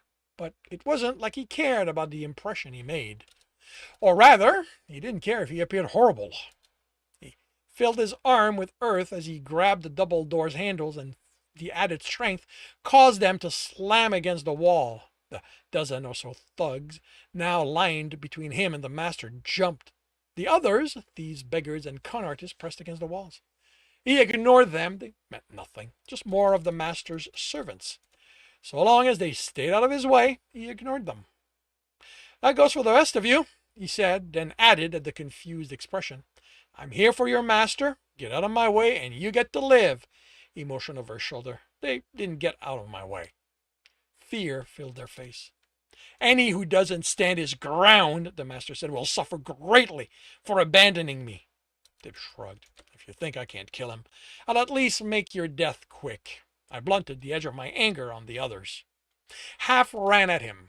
He dispatched them quickly. Swords appeared in his hand only long enough for slashes or thrusts to land. Those who had metal on their armor didn't get the protection from it they expected. Instead of running, those left were shoulder to shoulder, an attempt at a wall to keep him from advancing. At least the audience had been smart enough to use the cover of the fight to flee. He channeled metal. One last chance for you to live. They all had metal on them. Only 3 had pieces of metal armor, but they all had a knife at their belt. 2 had them in their sleeves and 1 in his boot. They didn't move. He shrugged and sent the wave of metal at them. On touching more, it caused that to expand in jagged chunks, piercing and cutting anything close and expanding again. He stepped over the lifeless bodies, absorbing the essence back into himself. The master stood, sneering. You blame me for what happened, don't you? The mockery made Tibbs stop. He hadn't expected that reaction. You caused this, he said through clenched teeth. The men laughed. I? I caused this? I'm the one who agreed to the rules I imposed and then did so much behind my back? Really? You are going to blame me for your actions? Tibbs channeled fire and added feed his anger, burn away the memory of moving against her, the pleasure he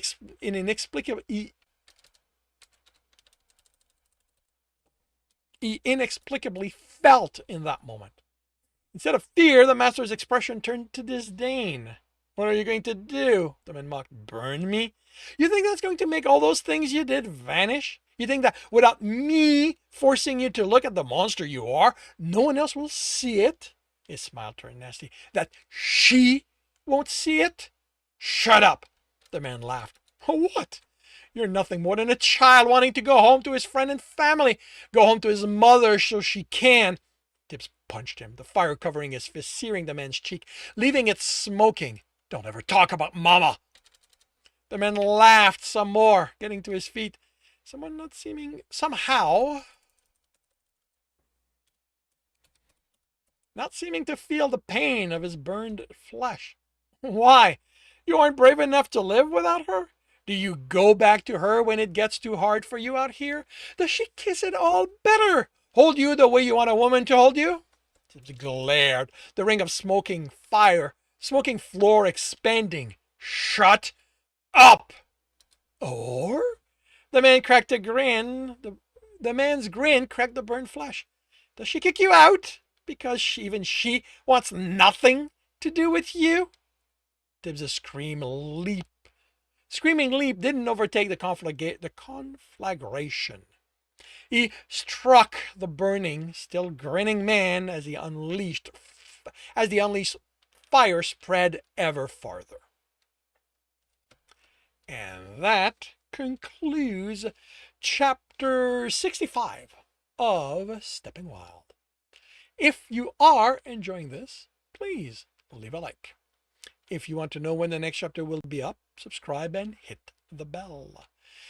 If you want to read this story, it is available for free on Royal Road.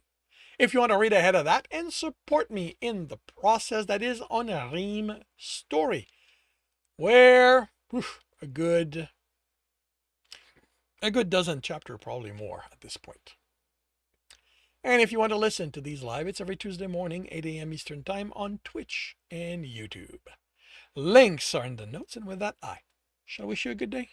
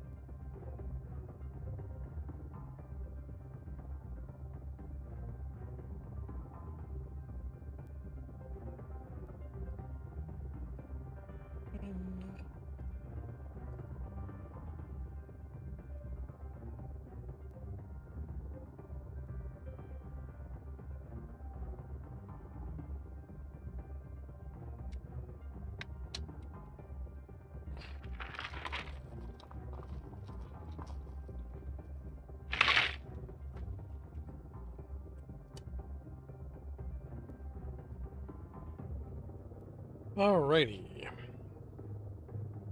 And now to do this morning's last chapter. By confirming microphone is on, turning off desktop audio. Confirming I'm on the correct screen, I have the correct image up. I am starting the recording, and I will see you all on the other side. Welcome back to another reading and correcting with me, Kindar, the Tiger Writes, and Ty, the Tiger Supervisor. These are where I read a chapter from one of my stories and correct it as I go. If you want to listen to these live, it's every Tuesday morning, 8 a.m. Eastern Time on Twitch and YouTube. And if you are looking to support me, that is on my Patreon. Today, we are doing chapter 66 of Stepping Wild. Tibbs pulled himself out from under the debris and forced himself not to hear.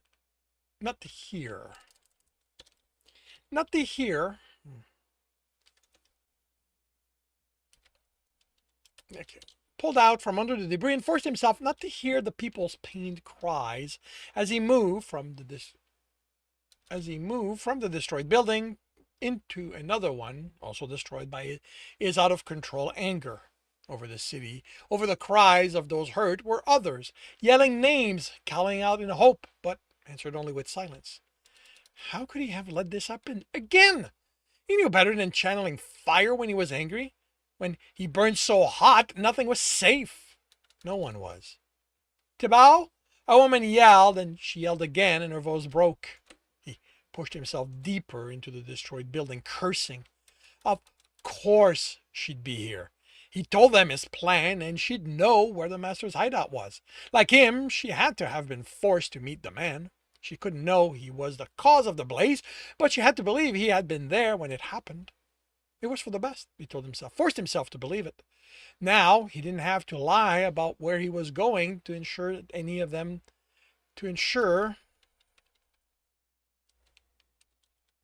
none of them followed him, that they tried to keep the team going. Better they thought him dead and moved on with their lives. He wished he could convince himself it was true of everyone who'd lost someone to the fire he'd unleashed. How many dead because of his anger?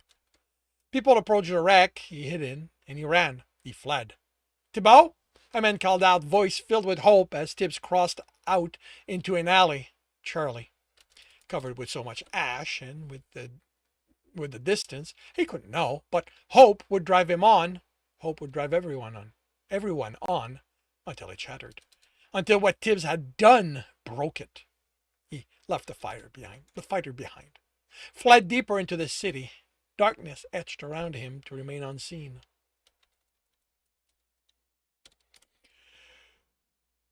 So no one would know what he'd done, the misery he'd brought onto the city just because he couldn't keep his anger in check. Again. When he couldn't run anymore, he punched a wall and screamed.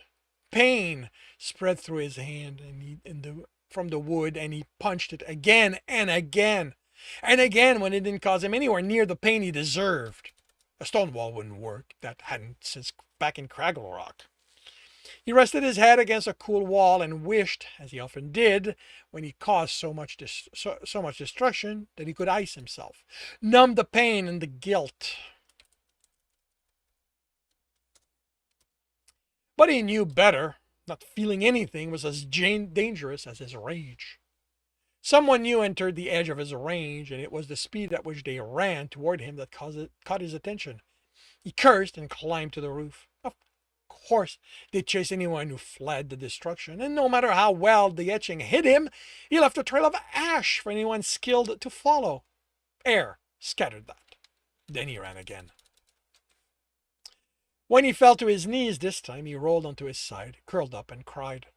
It was now full dark. It wasn't his fault. A voice whispered in the back of his head. He'd been driven to it. The master was the one to blame.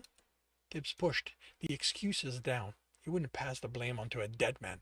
Whatever the master had done, Tibbs knew better. How often had this happened? How many times had he told himself that had been the last time? Why couldn't he ever learn? Getting to his feet proved almost too hard. Exhaustion pulled him down, but he couldn't waste his time. He couldn't use his disgust as an excuse. He too needed to move on. Water cleaned him, a bit of robbery dressed him as one of the city folk. He wandered among the night folks, wavering between running for the locked gates and an attempt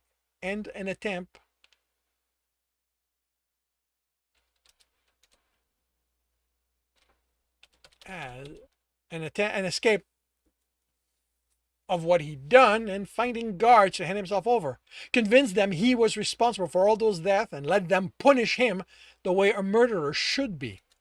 Already, whisper of how it had happened circulated. An unexplained fire, some said. The cause, according to others, was a tipped-over oil barrel, a candle falling from a windowsill, and, as with anything people couldn't easily explain, some claimed magic was involved. A sorcerer, a careless adventurer, or possibly the element themselves, punishing wrongdoer. It was me, he almost yelled at the old woman who had warned passers-by to behave, as the elements did the same to them. Get the guards, have them punish me. Only, what would they do to him? How did they punish murderers in this kingdom? Did they hang them? Cut off their head? Could he be hanged? Ropes were made of either wood or fever, too little of anything else to do anything. Could he keep from undoing a wood essence-made rope? Could he suffocate? Would he just fall through a fever-made one? Fever couldn't hurt him any more, but how did that work with it around his neck? And again, would he suffocate? He could put air directly into his body. Maybe they burned murderers here, the way they did in some kingdoms, or in distant villages and those where it wasn't accepted. Tied to a post and lit flame. Pain considered a worthy trade-off for sending the killer back to the elements. The unattended brazier caught his attention, and he couldn't look away. Why shouldn't he suffer the way he had killed them? His hand was in the bright coal, his teeth tight to keep from voicing the pain. He didn't have the right to cry out in pain. This was nothing like the heat he had forced on them. When he pulled his hand out, he hated himself for the cowardliness. They hadn't been able to escape the fire he'd brought to them. Why did he think he deserved to remove his hand from it? He tried, and failed, to put it back. He wrapped his hand in cloth to keep people from wondering about it, and went looking for a doorway to sleep in. Sleep didn't help.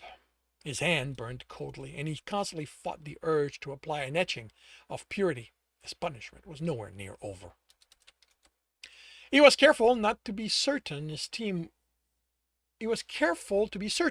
wasn't waiting for him at the rooming house his room was in. He used essence to unlock the door, since picking a lock required 2 hands. His bags of coins went into his satchel, and he dressed the way a traveler would, forcing a leather glove over his burned hand. Maybe the leather couldn't hurt him, but the pressure on his charred flesh was an excruciating pain. He set out, intent on leaving, but his step took him in a different direction, towards the nobles' neighborhood. He didn't want to go. He didn't want to see her, to be reminded of what he'd done to her. But he needed to. Something else he needed to be punished for. Fever might have been in control, but it wouldn't have if he hadn't channeled it first. Not that he understood how that had happened. Fear of the fever poisoning him? The reason didn't matter. He'd done it, and someone had been hurt because of it, and he needed to be punished. And that meant seeing the damage he'd caused. He found the house easily enough and watched from the alleys. He looked at the window to the room where he'd committed this crime, where he'd let fever cause it, fever causing her to move against him, the essence flowing between them, her cries. He looked away, fighting against throwing up and trying to think of anything other than the cries of the people he burned filled his ears. He turned to leave, disgusted at his cowardliness again, when she stepped out of the house. He knew her, even if he didn't recall studying what she looked like. He knew her curves too well, the feel of her body against his. He'd seen her, and fevered heat had consumed them both. Looking at her now didn't trigger it. He wouldn't let it. He kept fever locked in its minuscule reserve and would never let it out. She looked ordinary, tired. One of a multitude of servants constantly told what to do. pushed by those who thought themselves better simply because they had money. He tried to step in her direction. She deserved to unleash her anger on him for what he'd done to her. It wouldn't be enough, but it would be a start to his punishment. He didn't move. Coward. He couldn't even face the woman's scorn, her hatred. He couldn't even manage to tell her he was sorry for how he'd abused her. Coward and a monster. But if he wasn't going to give her the chance to get a revenge on him, he could see to it her situation improved. It wasn't a bribe, he told himself. If he could work up the courage, he would go to her and let her tear him apart, and still see to it she had a better life. It wasn't a bribe, he tries to convince himself. It was simply the best he could manage. He hadn't wanted to heal his hand. He didn't deserve even a pause in his pain. But the person he needed to be to set this up had wealth, and people would question why he'd let an injury go untended. He couldn't afford to have people question anything about the role. He dodged Charlie, who had been watching the room where Tibbs had his noble's clothing. Because of the fighter, he moved to a different part of the city. The clothing washed, embellishment acquired and added, he looked far wealthier than he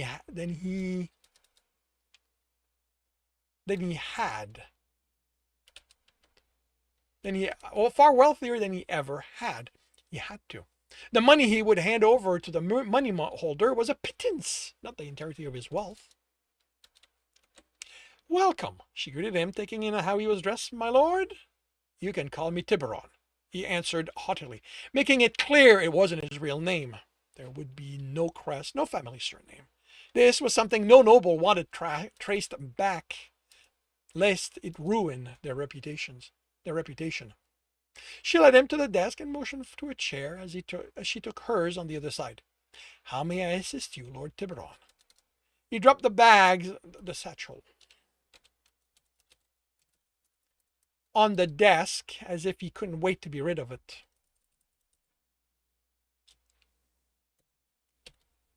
I need you to help me deal with a situation I'm responsible for.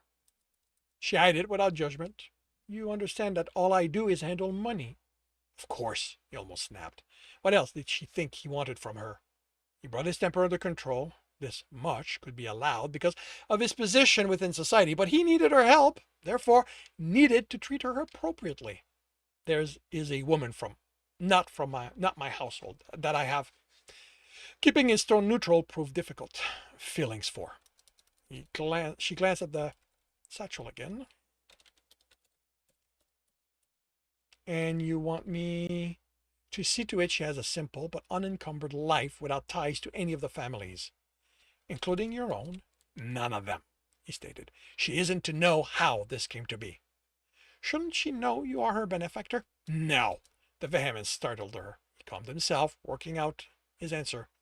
If she knows, others can find out. The consequence would be more breathing. She will never see me again, you coward. I need her to be at ease. He thought her expression changed, became gentler. Had any noble ever come for her for the purpose of improving someone else's life? He certainly hadn't encountered many over the years.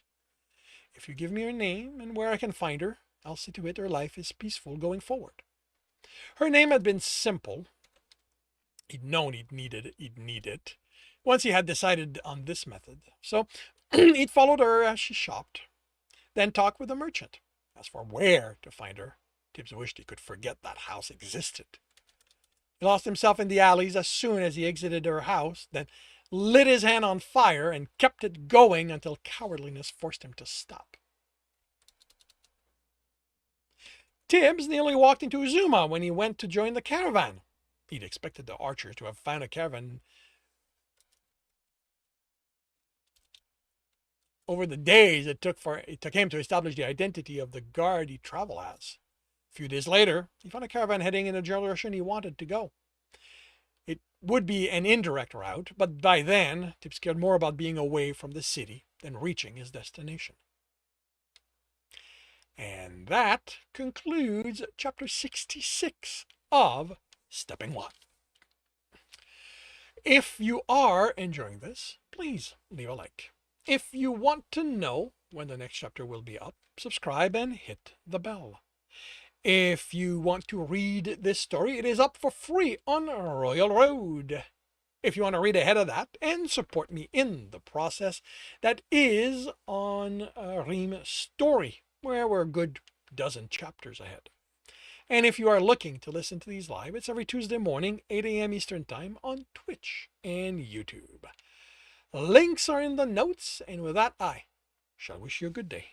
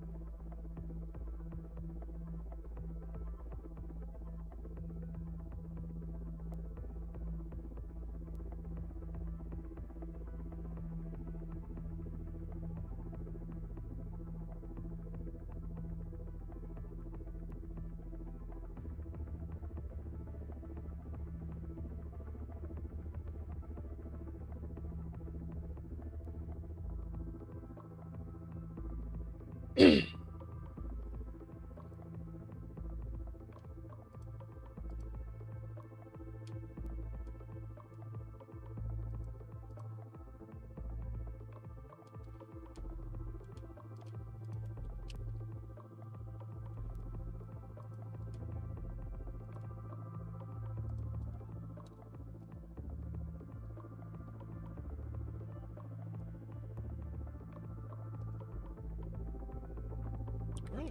Why are you...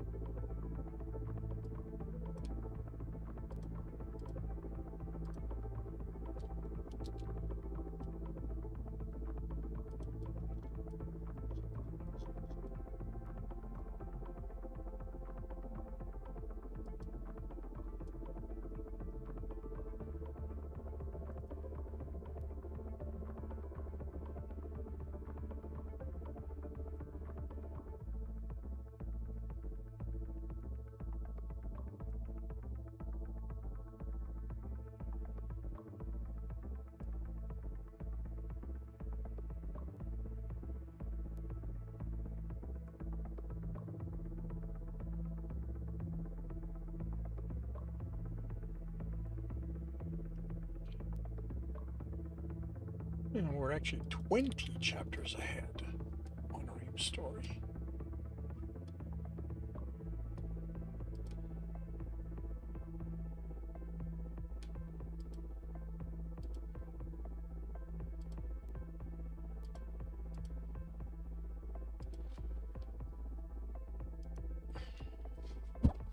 Hey, Kolo, welcome to the stream. What are you up to today? I will be right back.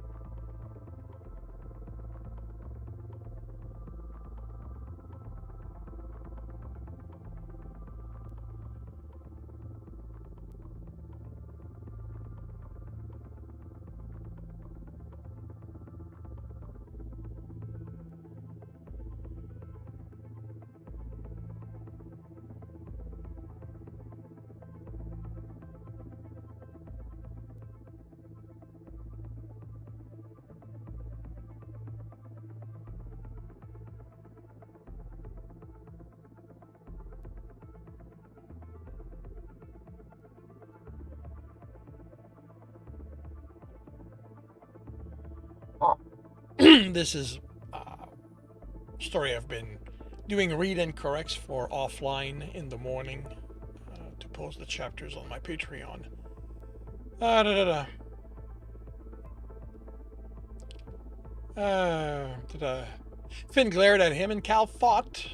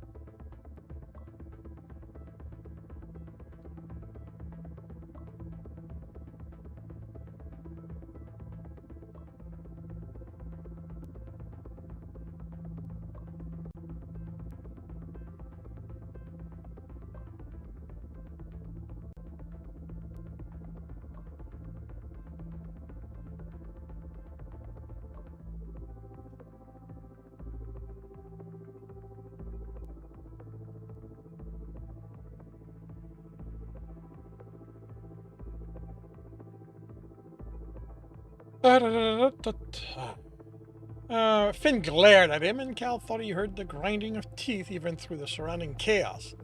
With a snarl, the men turned and went to help the others.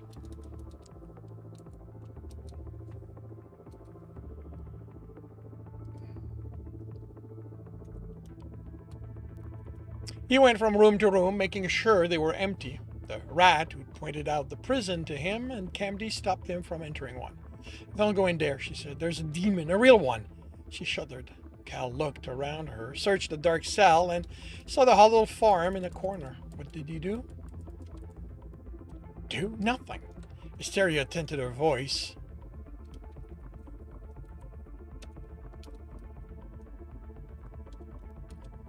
But there's something wrong with it. You can't see it. Cal sent her to help the others and entered the cell.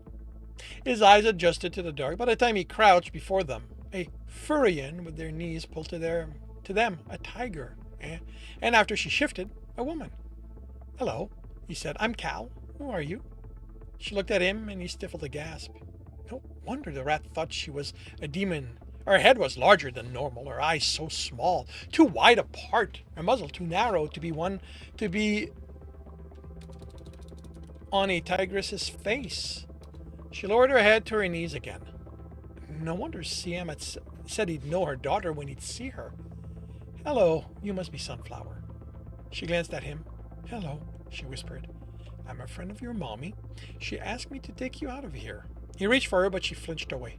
"I'm here to help you." She shook her head. "Strangers are bad people," Mommy said. Cal wasn't sure she was whispering. He thought it was how her voice sounded, and how she spoke felt off, like the words should come from a much younger child. He took the doll out of the pouch. "Your mommy said this was yours. Its name is Peppermint, right?" Her eyes lit up. "Her," she whispered. She's my friend, and her name is Peppermint. Is she your friend too?" She looked like the teen CM said she was, but Leo had been 5 or 6 when he spoke this way. This was why she'd gone to V. This was what had made her desperate enough to risk the bull's anger. And V had laughed? For the first time in his life, Cal hated the bull. How could he look at this young tigress and laugh? What had he become that he saw her and didn't feel pity? Didn't want to do all he could to help her? What kind of man would let this child suffer just to punish her mother? "I don't really know her. Your mommy asked me to bring her to you and to take you out of here." "Is mommy here?" "Outside. She's helping us. Mommy keeps the bad men away." Cal smiled. "Yes, I expect that she's doing that's what she's doing right now." Tentatively, she reached for the doll, and Cal let it go. She brought it to her too narrow nose and breathed it in. When he offered her his hand again, she took it. He helped her up, and as far as he could tell, there was nothing else wrong with her. She was dirty, but so was everyone else. Finn was talking with the rat when Cal exited the cell. The human glanced at them and recoiled. "What's that?" "Take it back in," the rat said, backing away. The young tigress hands tightened on Cal, and she hid behind him. Her name is Sunflower. She's leaving with us." He kept the stone light for her benefit, but he glared at them. To the rat he said, "Go help the others."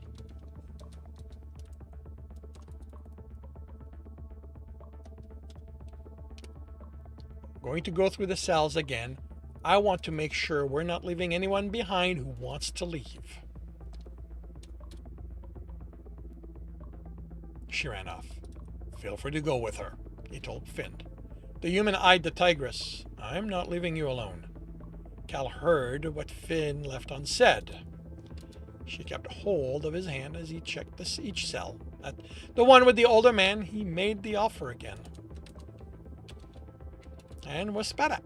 Sunflower recoiled as far as she could without letting go. He was the only one still alive in the cells. Some had been trampled in the rush, but most had been dead for some time, the bodies pushed against the wall.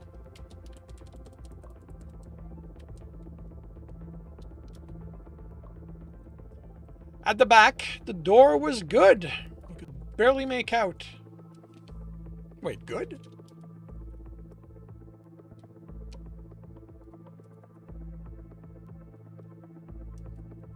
The door was gone. The door was gone. You could barely make out the splinters in the dirt on each side.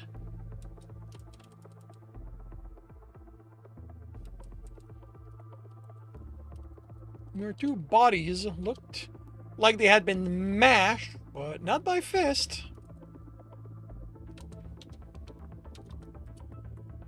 Their limbs were bent in too many unnatural ways. He suspected Bernard had done this to them, but had he intended to kill them? The wizard hadn't shown any homicidal tendencies yet. Cal motioned for Finn to exit. "If you think I'm letting you at my back, you might..." Cal grabbed the man's arm and launched him outside, then followed him. "I don't have any patience left for your attitude. I gave you an order and I had a reason." Except the building didn't come down. Cal turned, holding Sunflower against him. He felt for her on the other side, but she was no longer there. Had she been attacked? Did she need help? He expanded his senses, but before he reached a few hundred meters around him, a roar came from within the prison. Not the sound of stone, the roar of people. Looking through the doorway, he saw the mass approach on the other side, the guards entering the prison to reach them. The action made no sense to him.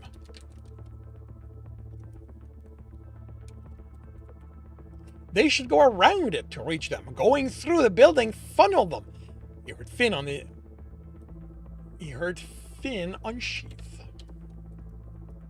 unsheath his sword. Cal did the same.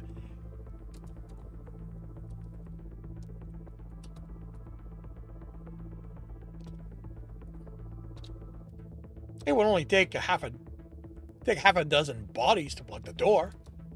But before the guard reached it, they hit an invisible wall. Instead of turning back, they kept pressing against it, the man behind them continuing to push. Sunflower hit her face in his side when one of them was crushed against the wall, and Cal understood what was going on. "No!" he yelled in the air. He tried to step toward the prison, but he was held.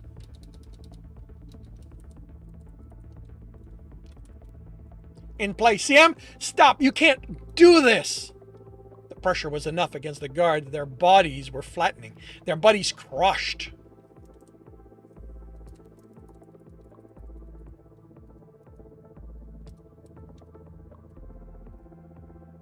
He shook in anger and felt for her, but she was either too far away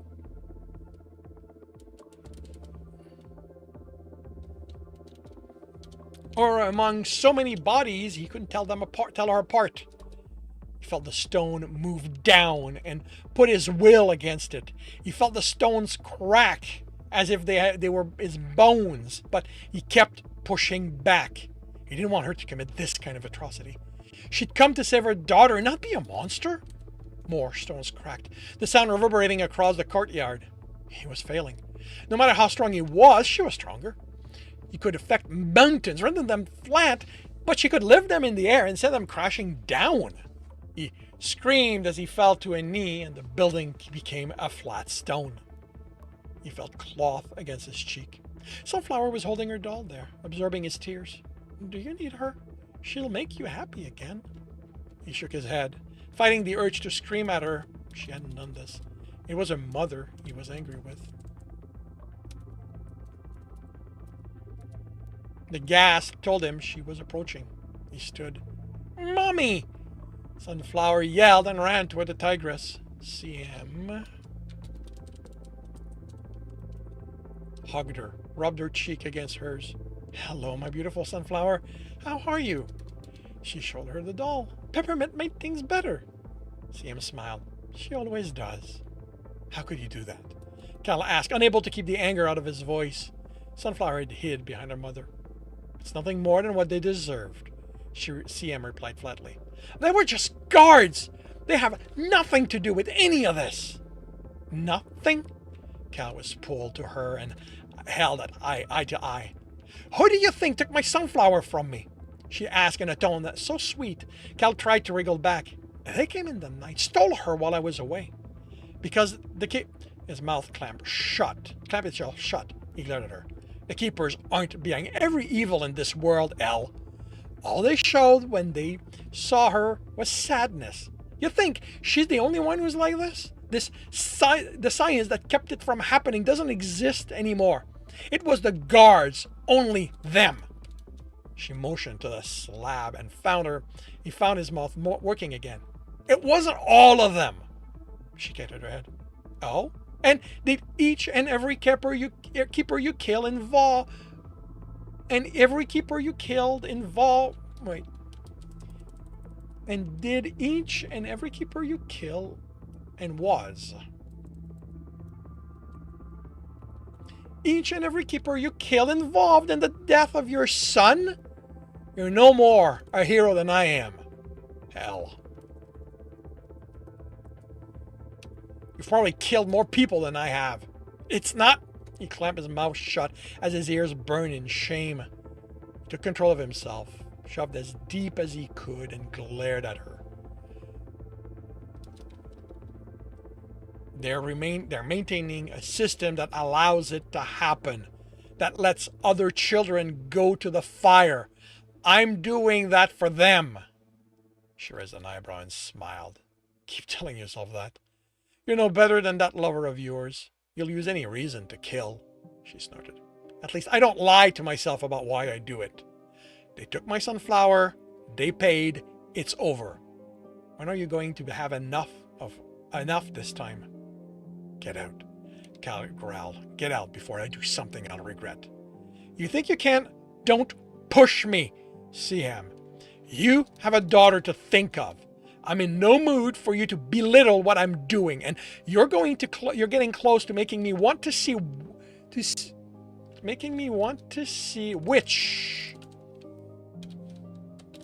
one of us is ultimately more powerful. The tigress watched him, amused. She pushed him away. And by the time he'd rolled back to his feet, she was in the air. Sunflower held against her.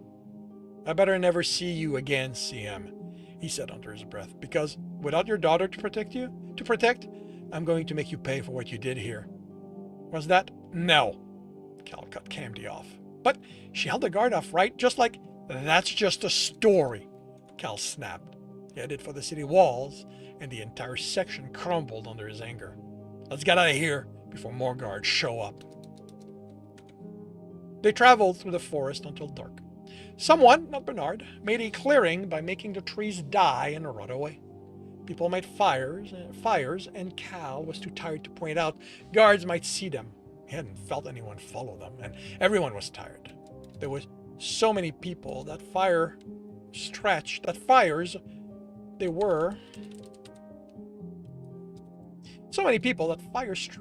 the trees. He didn't sleep in spite of the exhaustion. He kept his sense extended just in case.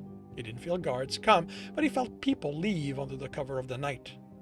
By his estimation, when there was enough light to see by, a quarter of the prisoners had left.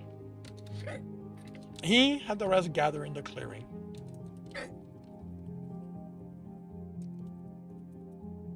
It was a tight fit, and he climbed a tree so he could be seen. Anyone here who has family that will take them back, he said, falling back on centuries of giving order, go back to them. Take them and go somewhere no one knows you. That goes for anyone else who has no interest in making the keepers pay for what they would have done to you, or for what they did to countless people. You are free. Go where you want and live your life. He stayed silent as people left. He didn't want anyone here to stay because they felt they owed him. Their freedom didn't come with a price. After an hour, the exodus seemed to stop. He had somewhere around half the people left. He'd lose more, he knew, possibly before the day ended. These thought they wanted to make the keepers pay, but they didn't understand how it would happen, what it would cost them. Once he explained, they wouldn't be willing. And it was fine. This was only the start of his army. With them, he would free more people the keepers falsely imprisoned. And with each rescue, he'd gain more soldiers. By the time he reached Asgarath, his army would be able to take on anyone, even the Celeste himself, if he existed.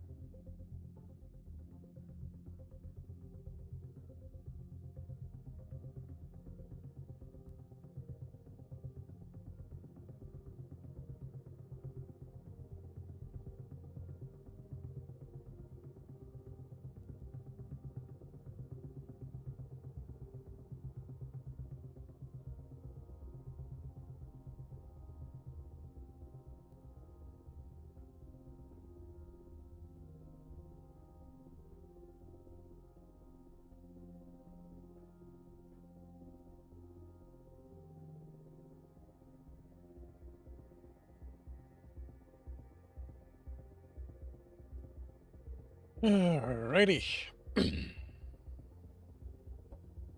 It is lunchtime for me. I will be back in roughly an hour, so I hope to see you then.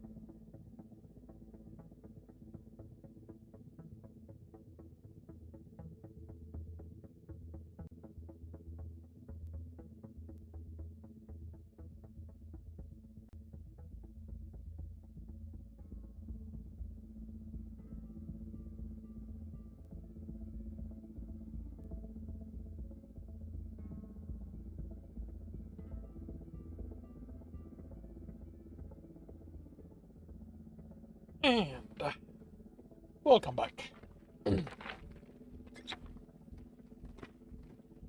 Welcome back, one and all. And, oh, right. Okay. I forgot to set stuff up so I could have water.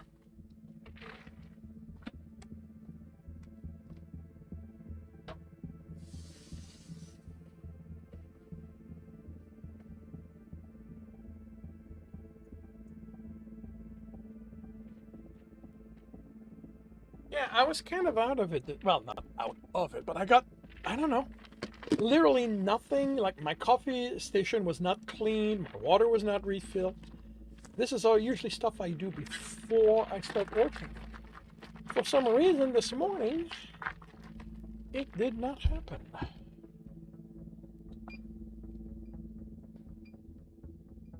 Completely forgot.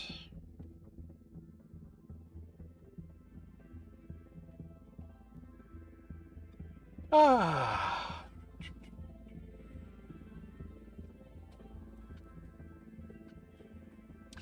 This afternoon it will be chapter 67 of Stepping Wild.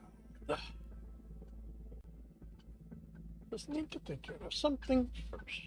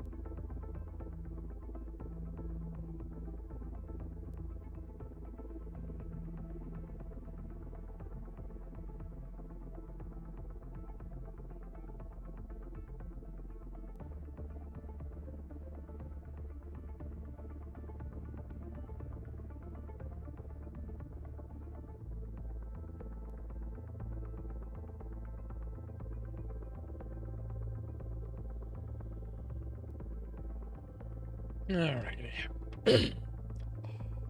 I'm going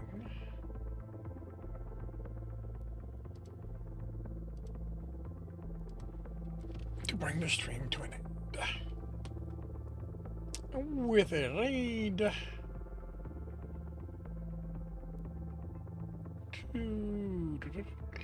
Game of Tomb. One more day, and then the game is over.